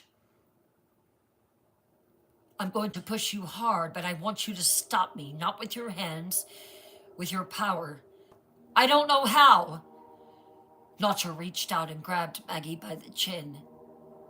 With that attitude, you will never learn. You do know how to do it. You did it yesterday when we awakened you. You created a shield without thinking. Now do it consciously. Nasha placed both hands on Maggie's shoulders and began to push. Maggie stumbled backward, off balance, and fell. Again, Nasha said, resetting. Shield! She pushed again, and this time Maggie reached for the power in her chest, that cold light and shadow, and threw it outward, and it fell. She fell. Again! This time, a barrier flickered into existence between them. Maggie was getting angry at being pushed. It was translucent and shimmering, but she could see it between her and Nacha. Nacha's hands hit it and stopped. Better, but too weak. I could break through that with minimal effort and crack your neck. She pushed harder, and the shield cracked like glass. Stronger. Ground yourself like Aita taught you to the earth. Draw from your mother. Draw from the earth. Make your shield immovable. They practiced for an hour. Push, shield, break, fall, again. Push, shield, hold, break, fall, again. Push, shield, strengthen, fall, again. By the end, Maggie was exhausted. I'm telling you that I cannot do this. I do not know anything about your powers or your earth. Nacho walked up to Maggie and pushed her down. How many times will you let me push you down? When will you rise and fight me? And this time, when Maggie went to rise back on her feet, Nacha didn't give her the chance. She pushed her down again, and again, and again, and again. Fight me! And Maggie did. Maggie's shield became solid enough that Nacha couldn't budge it at all. She wasn't able to push her down. The warrior woman smiled, a fierce, proud smile. Good. That took all day. You're learning. But this is just the beginning, Maggie Drake. Eventually you'll need to shield yourself while moving, while flying, when you become aerial. While fighting, while under attack from multiple directions. You're not just going to have the Nefrithal Tear. You're going to have the Coven of Black Witches. But for now, she stepped back. You can protect yourself. And that's something. The third lesson came from Chloe. The Cherokee teach connection to the earth, and they're right. It is very important, Chloe said, her hair bright in the morning sun. But witches teach connection to the veil, to the space between the shadows. She led Maggie to the edge of the field where the forest began. Look out toward the trees. Maggie looked. She saw nothing. Look at the shadows under the trees, Maggie. Look with spiritual eyes. Chloe instructed. Really look. Not with your eyes, but with your power. Maggie focused on the darkness beneath the tree line. I don't see anything. Look again. And this time Maggie did. And she saw them. Shapes, figures, things that existed in shadow but not in the light. Chloe's voice was terrifying. The veil is always there, Maggie. Chloe said quietly. Always present. Overlapping with our world. And you, because of your mother's gift, you can access it. You can walk in it. You can use it. You've had shadows around you since the first time I saw you. Shadows waiting just beyond your reach. They want to get you, Maggie. They want to get you, and they want to destroy you.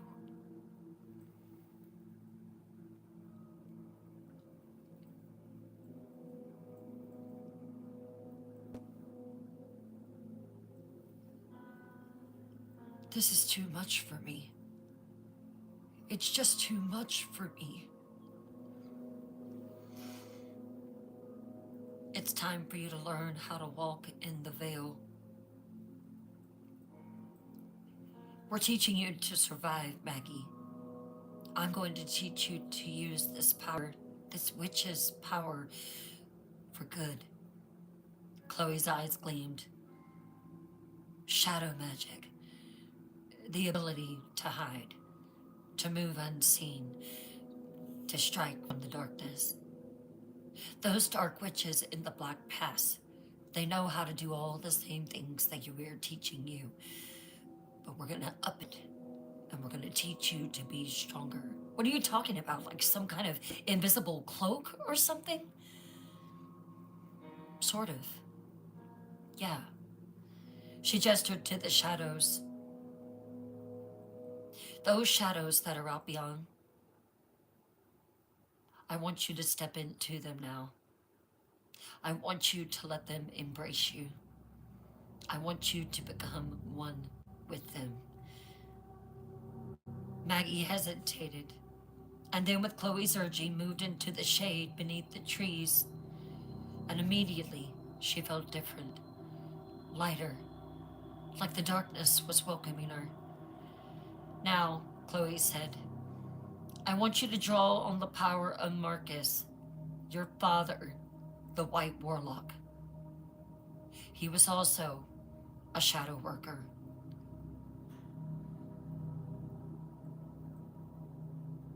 I want you to feel them. Can you feel them? Maggie could. She could hear their moans, feel their whispers, feel their arms around her, around her waist, around her neck, around her legs. Now I want you to think about disappearing, about becoming shadow yourself, just like them. Let the darkness wrap around you like a cloak, concealing you. Maggie reached for the power, but she didn't know how to do it. Draw on Marcus, Maggie. Draw on your father. He was light. The shadows are drawn to the light inside of you. That is why that I am helping you, because I know that there is light there. Now draw on it. Take your light and cloak it in shadow.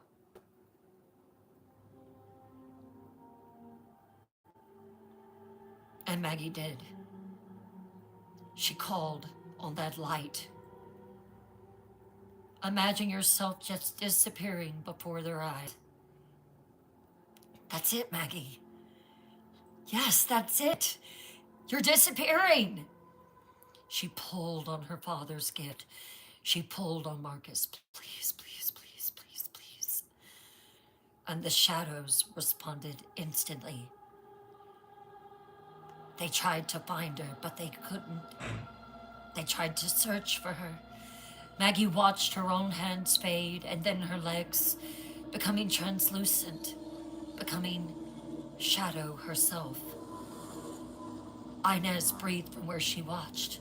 Holy shit, I can't even see her. Aita smiled. She's strong. She's smart. She catches on quick. Exactly, Maggie, Chloe said with satisfaction. You're shadow walking. Now I want you to move. I want you to move around them. Move around them now. One of the most useful skills in a witch's arsenal is you can hide. You can scout. You can escape. And when you're ready, Chloe's smile turned dangerous and beautiful. You can attack from the shadows without your enemy ever seeing you coming. And that's what I'm training you to do now. You will learn how to become aerial and you will be able to fly. But we want you to fly unseen. Maggie looked down at herself, at her shadow-wrapped form, at the way she seemed to blend into the darkness under the trees, but she could feel the light. And she loved it. Loved the feeling of being hidden, being invisible, powerful without being seen. All right, now let the shadows go. Step back into the light, Chloe instructed. Maggie hesitated. She liked it here, being unseen. But she did it, and the shadows slid off of her skin like water. I want you to practice that. We'll practice that every day until you have it down to a science. Maggie looked at Chloe. Can you do that? Not for that long. Not that long. Get comfortable with the shadows because the shadows are going to protect you. Call upon the power of your father, Marcus. Learn to move in them without fear. We'll try it again tomorrow. I could sense your fear, but you hid yourself, and that's good. Because when you face him, you're going to need every advantage that you can get. Will he be able to feel me there? Oh, yes. He'll be able to feel you. He just won't be able to see you. The fourth lesson came from Morgana, the silver-haired blood witch. Pain is power, she said simply, standing before Maggie with eyes like ice. Every witch knows this. Every person who has suffered knows this. The question is whether you can harness it or let it destroy you. She held up her hand, and Maggie saw scars crossing her palm. Blood magic is ancient, Maggie Drake.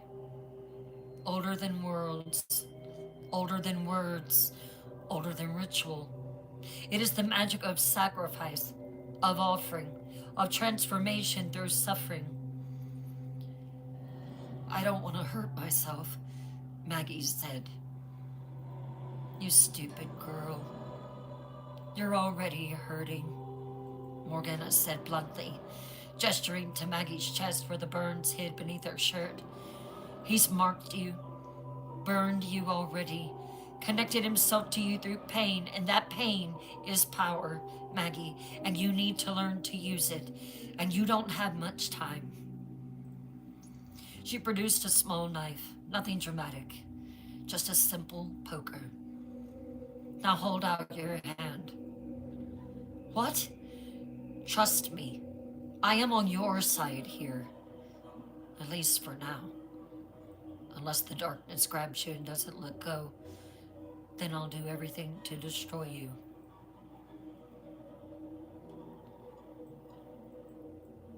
Trust me, or don't. But if you want to survive, you need to learn this. Maggie held out her hand, trembling. Morgana took it gently, almost tenderly. Don't worry, I'll make it small, shallow. You've endured far worse. She met Maggie's eyes. When I cut you, I want you to feel the pain. Don't run from it. Don't fight it. Feel it. And then transform it and turn it into power. The blade flashed. Morgana cut deep. Pain bloomed across Maggie's palm, sharp and bright and clean. Blood welled up, red and warm. Now, Morgana said, use it. The pain, the blood, both are yours. Both are power. Shape it. Shape it. Make it a weapon. Maggie stared at her bleeding hand, feeling the sting, the throb. I have no idea what you're talking about. I'm shaping a weapon from this? Shape it. Maggie stared at her bleeding hand, feeling the sting, the throb. And then she formed an image in her mind as she looked at it. She reached for it with her power. The blood began to glow. Not red, but that same opalescent light and shadow combination. As Maggie focused, the dreams lifted from her palm, suspended in the air, swirling. That's it. That's it. Yes. Now, form it. Form it into the weapon that you want to use. You're gonna lose it. Focus on it. Focus on the blood. And Maggie did. Yes. Blood carries your essence, Maggie, your power, your will. And when properly directed, it can do extraordinary things. Now shape it into something. What do you see in your mind? I don't know. A circle, like a sphere. The blood formed a sphere in the air, pulsing with energy. That's it. That's it. Now let it fall, Morgana instructed. Maggie released her focus and the blood fell back into her palm, splashing. The cut was already healing unnaturally fast, knitting itself closed. That is blood magic, Maggie, Morgana said. You won't need to use it often, but when you do, when you're desperate, when you're hurt, when you have nothing left, and you've been struck down, remember, your blood is power. Your pain is power, and you can always draw from that well. By midday, Maggie was exhausted, but she had to admit, learning about shadow magic, blood magic, forming a shield, it was intoxicating, but Maggie was exhausted. 4 lessons, 4 different types of power, 4 different ways of seeing the world.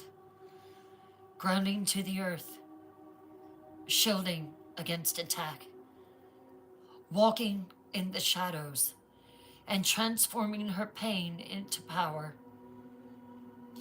So is that about it? I mean, that seems like it covers a lot. Billy looked at her.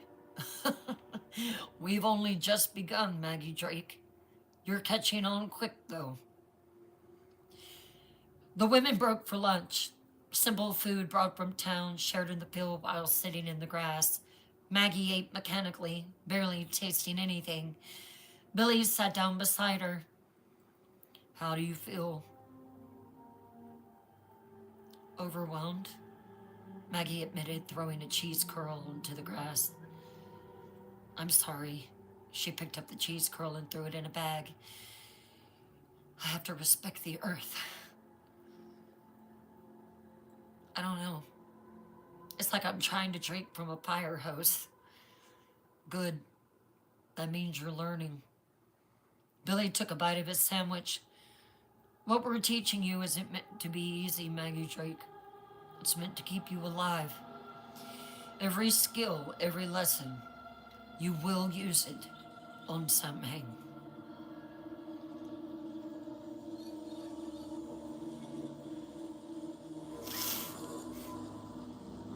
But will it be enough?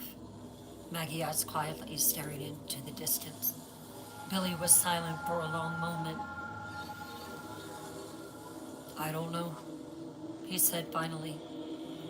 The Nefrit tear is ancient, powerful beyond measure, crossed oceans, but you, he looked at her. You're surprising even me.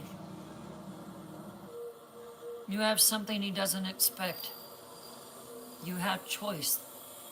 And if you continue in the direction that you are, you may make a formidable opponent. He looked at her. You have the ability to walk in both light and shadow, to be both the destroyer and a healer.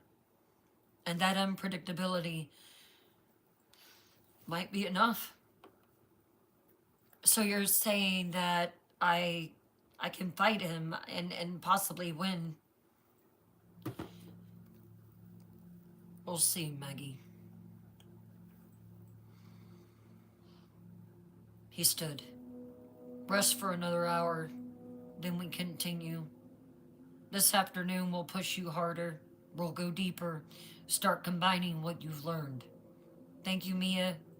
Thank you, Lulu. As he walked away, Inez appeared and sat in his place.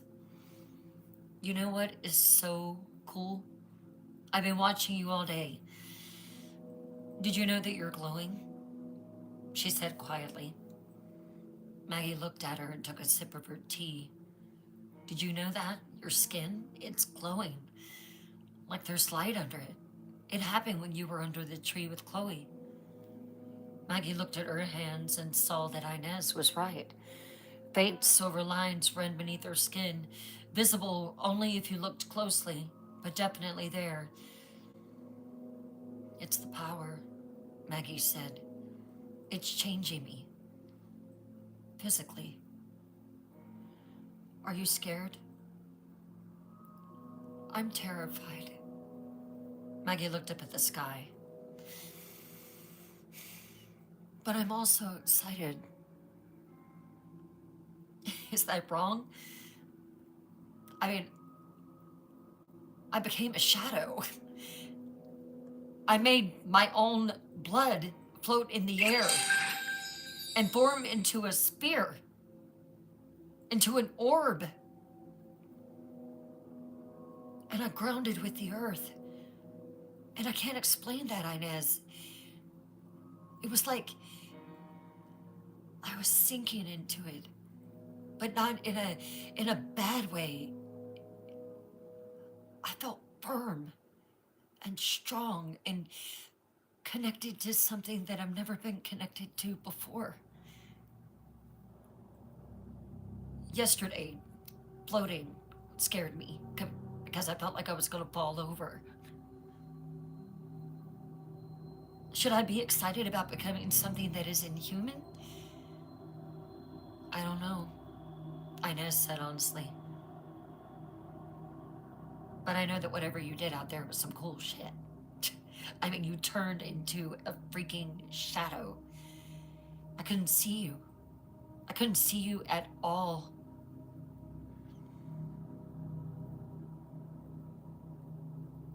I don't know. I don't think that Maggie Drake exists anymore, Maggie whispered.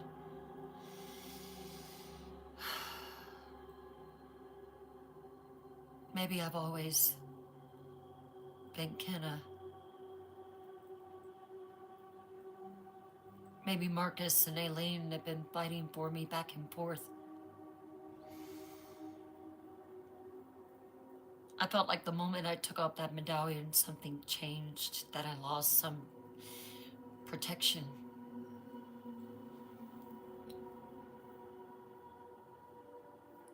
And I feel like I've been marked. And what's left is something else. It's something in between. McKenna? Inez said jokingly.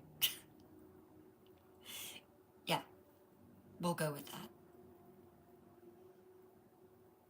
Then we'll love what's left of Maggie and Inez said fiercely, whatever that is. Maybe Kenna could be a good witch. But Maggie wasn't sure there would be anything left to love. Not after Samhain. Not after she stood at the altar and made her choice. Not after she was either destroyed. She didn't know what would happen to her. 7 days until Samhain. 7 days until everything changed. 7 days to learn how to be powerful enough to survive. And Maggie Drake, or Kenna, whoever she was, wasn't sure that all of this would be enough.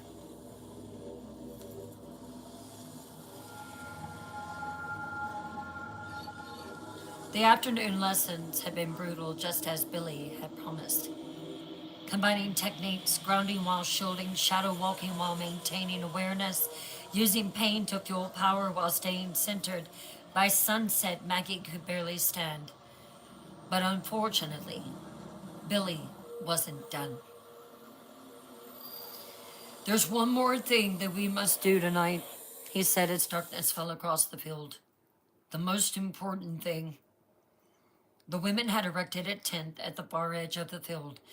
Not a modern camping tent, but something older, traditional. A teepee.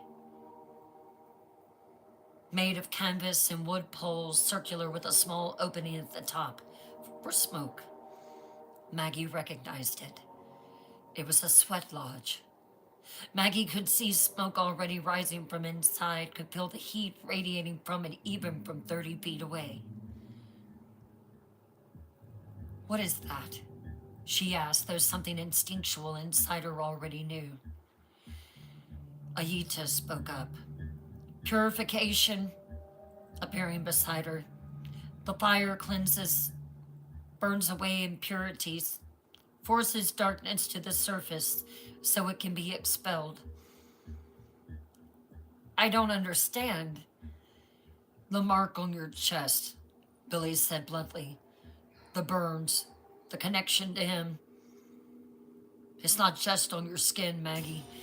It's in your blood, your bones, your spirit. And now we're going to teach you to fight him. We first have to weaken his hold on you. We're gonna step forward. Her silver hair gleaming in the firelight.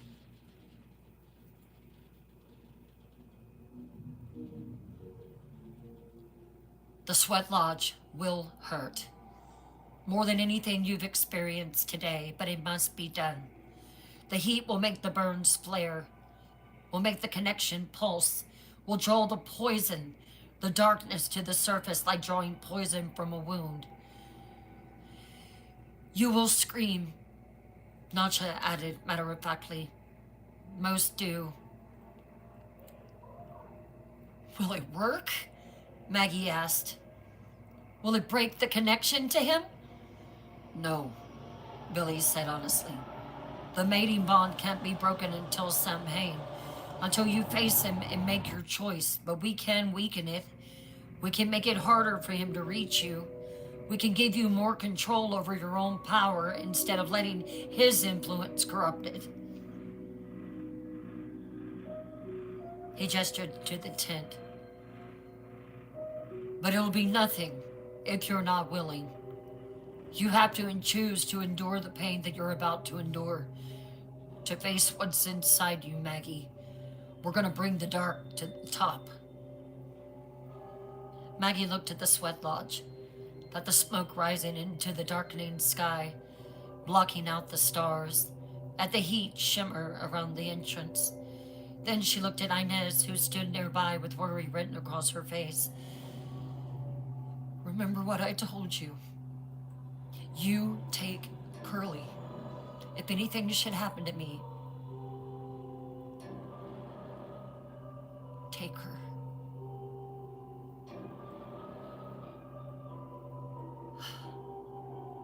I have to do this, Maggie said. I know. Inez's voice was thick, but I don't have to like it. Promise me. I promise. I promise, damn it. I will take Curly. And after that, Maggie was okay. Inside the tent, it was already unbearably hot. A fire burned in the center, not wood, but stones, heated until they glowed red, radiating waves of heat that made the air shimmer. Billy had instructed Maggie to remove all her clothing, everything, no barriers between her skin and the heat, no protection. The fire must touch all of you, he said, must reach the darkness wherever it hides. So Maggie sat naked on a woven mat, Her legs crossed, her hands on her knees, trying not to think about the fact that Billy and Ahita sat across from her, also unclothed, as tradition demanded. This wasn't about modesty. This was about survival. Close your eyes, Ahita instructed. Breathe. Focus inward. Maggie obeyed, and immediately the heat intensified. Without the distraction of sight, all she could feel was the oppressive warmth pressing against her skin from all sides. Sweat already beaded on her forehead, trickling down her spine. Billy began to chant low and rhythmic, Cherokee words Maggie didn't understand but felt in her bones. Ahita joined him then, her voice higher, weaving through his like harmony. And then Billy poured water over the stones. Steam erupted with a hiss, filling the tent, making the heat 10 times worse. Maggie gasped, her eyes flying open. Breathe, Ahita commanded. Don't fight it. Let it in. Another pour of water, another wave of steam, another surge of unbearable heat, and then Maggie felt it. The burns on her chest began to pulse. Not the gentle throb she'd grown used to. This was violent, aggressive, like those vines were coming alive. It's starting, Billy said, covered in sweat. The heat is drawing out the darkness. Don't resist. But how could she not resist? The burns felt like they were on fire, actually on fire, not just hot, but burning from the inside out. The gray veins spreading across her chest began to glow faintly at first and then brighter, a sickly green light that matched the Nofrito tear's eyes. No, Maggie gasped. No, it hurts! It's supposed to hurt. Morgana's voice came from outside the tent. That's the darkness fighting to stay. Let the fire burn it away, Maggie. Billy poured more water, more steam, more heat, more pain. The signet seal in the center of the burns began to pulse in rhythm with her heartbeat. No, in rhythm with his heartbeat, the one she was connected to across the veil. And Maggie could feel him, feel his attention turning toward her, feel his awareness focusing on what they were doing. What is this? His voice echoed in her mind. What are they doing to you, Kenna? Get out of my head! Maggie choked out. He's there? Billy asked sharply. Yes, I can feel it. Good, Ahita said with satisfaction. Then it's working. He's afraid that he's losing his hold on you. They cannot break our bond, the Nofrito said, his voice angry now. It is sealed in blood and darkness and ancient power. This will only hurt you, Kenna. Make them stop. No, Maggie whispered. More water on the stones, more steam, more heat outside the tent. The pain was unbearable now. The burns felt like someone was holding a brand to her chest. The veins felt like molten metal running through her skin, and the signet seal. It was glowing so bright now that Maggie could see it through her closed eyelids, pulsing, burning, screaming. Stop this! His voice was a roar in her mind. You will damage yourself! You will... The connection flared and Maggie screamed. Actual fire seemed to erupt from the burns, not real fire, spiritual fire, green and terrible, visible only to those with the sight. Hold her! Billy commanded. Hands, multiple hands, grabbed Maggie's arms and shoulders, keeping her from falling into the heated stones. The chanting grew louder. More voices joined from outside the tent. The entire circle of women, all chanting together, calling to the darkness, demanding it show itself, commanding it to release its hold. And the darkness responded. It poured from the burns like smoke, black and oily and wrong. It filled the tent, choking, suffocating, trying to force its way back into Maggie's body. Expel it, Ahita commanded. Use your breath. Push it out!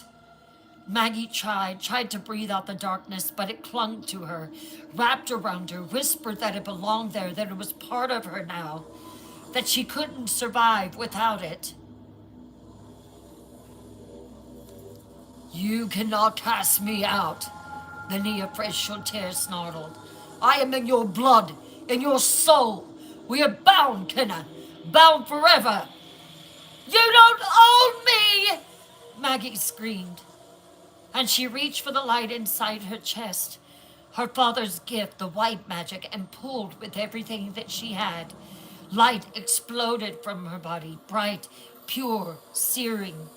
It collided with the darkness, and the tent filled with the sound of something breaking, something tearing, something being forcibly separated from her. The darkness shrieked, an actual sound, high-pitched and terrible, and bled.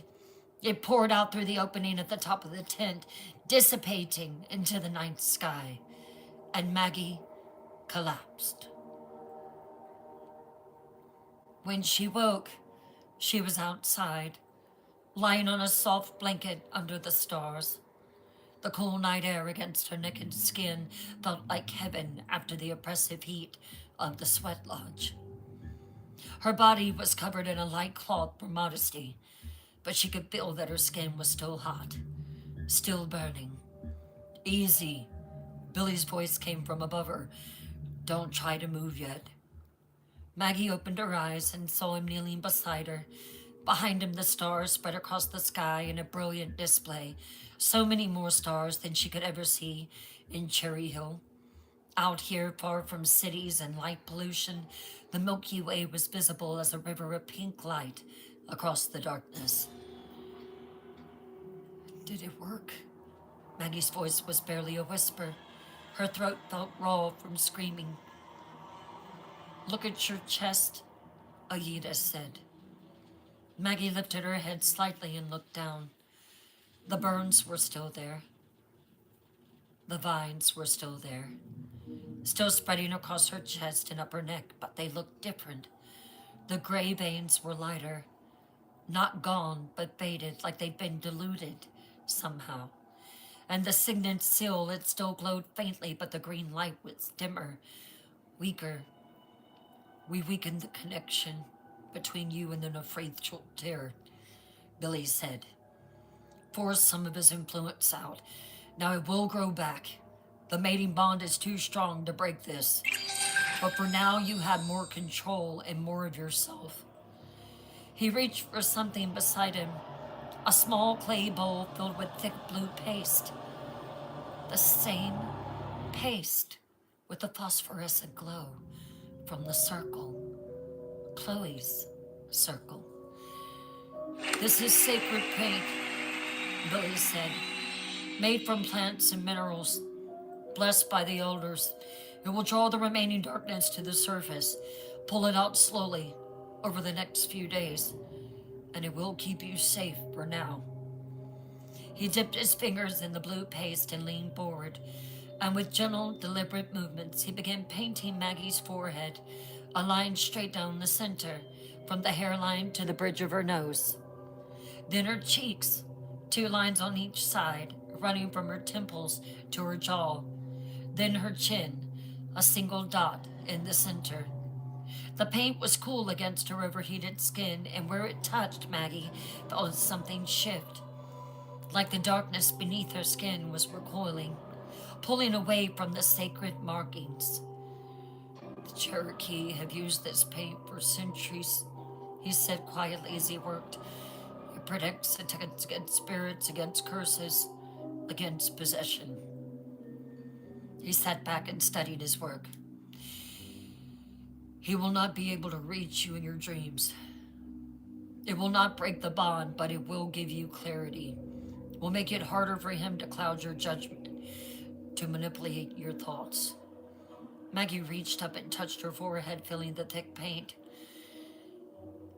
I'm so weak.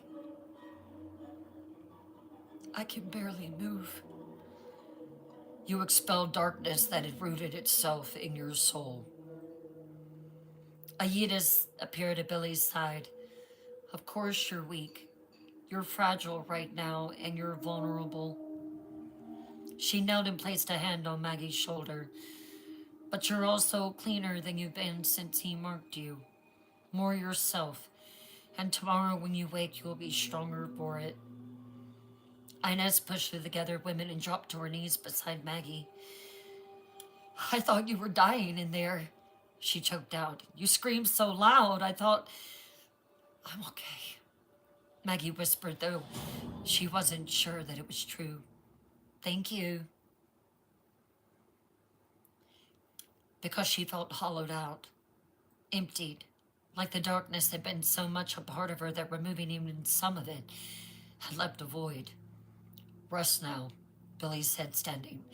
The women will keep watch through the night. Nothing will harm you while you sleep. What if I can't sleep? Maggie protested weakly. The paint will protect you, Aida said. He cannot reach you in your dreams tonight, cannot whisper to you, cannot touch you. Tonight, you sleep free. Maggie wanted to believe her, wanted so badly to believe that she could close her eyes without facing him in the darkness. But she was so tired, so weak, so fragile. Inez lay down beside her, wrapping an arm carefully around Maggie's shoulder, avoiding the burns. I'm here, Inez whispered. You're not alone. And surrounded by the circle of women, Cherokee medicine women and witches alike, all standing guard, all chanting softly, Maggie finally let her eyes close. And for the first time in days, she fell asleep without dreaming. No dark room, no hot hands searching her flesh, no whispered promises. Just darkness, empty, peaceful darkness, and rest.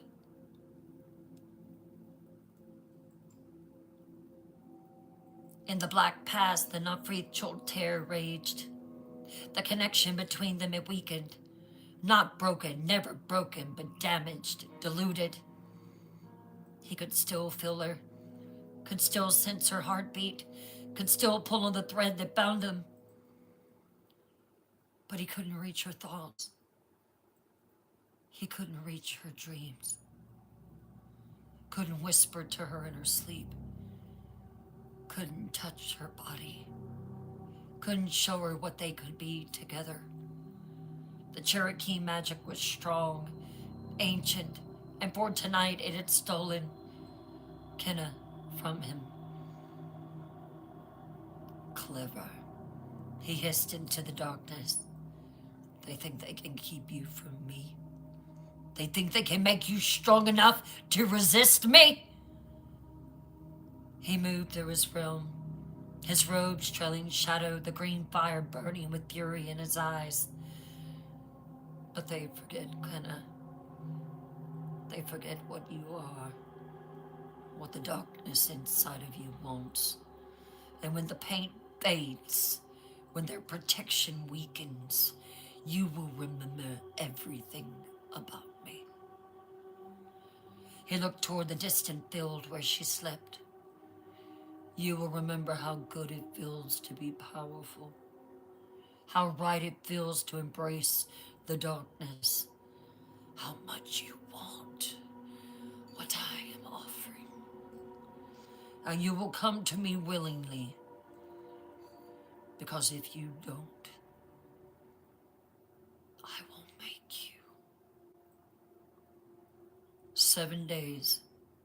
7 days until Samhain. 7 days until she stood at his altar.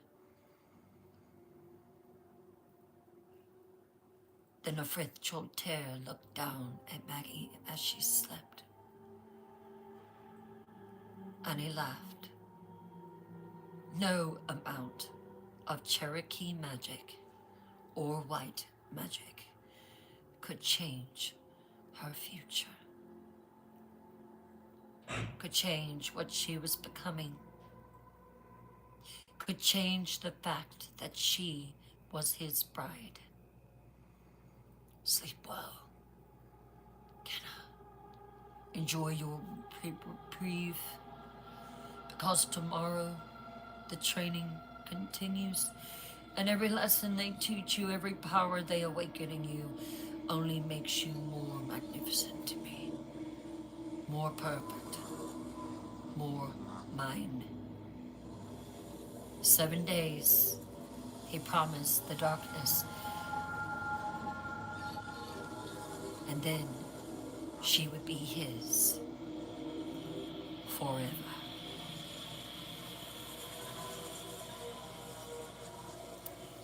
And that is the reading of Cherry Hill tonight. I hope you have enjoyed it. Stay tuned next Tuesday for the continuance of Cherry Hill. It's just a few days till Samhain.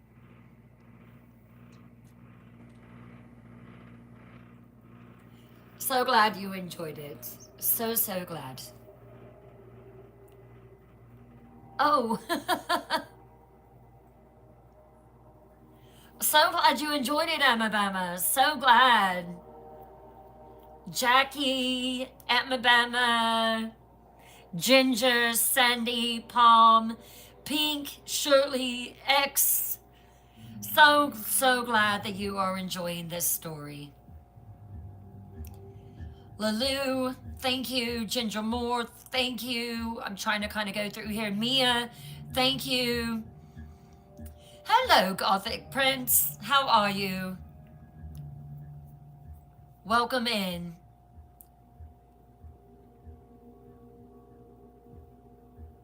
I'm trying to catch up to everyone, but it's hard. I see you all in my mind, and you're all beautiful and breathtaking. You are very welcome. Thank you all for the love and the support tonight. It is so incredibly appreciated. Look at the view, look at the likes, over 400K. Thank you for the presents. Thank you for the likes. Thank you for the taps. Thank you for the sharing the live and reposting the live. Thank you all so much. Hey, Alicia, you are most welcome, Indiana girl. Tomorrow night on Paranormal Files Live, are we going into night 2 of Robert the Doll? Wow. I am going to get some sleep now. I love you all, and I will see you all tomorrow night. Pleasant dreams.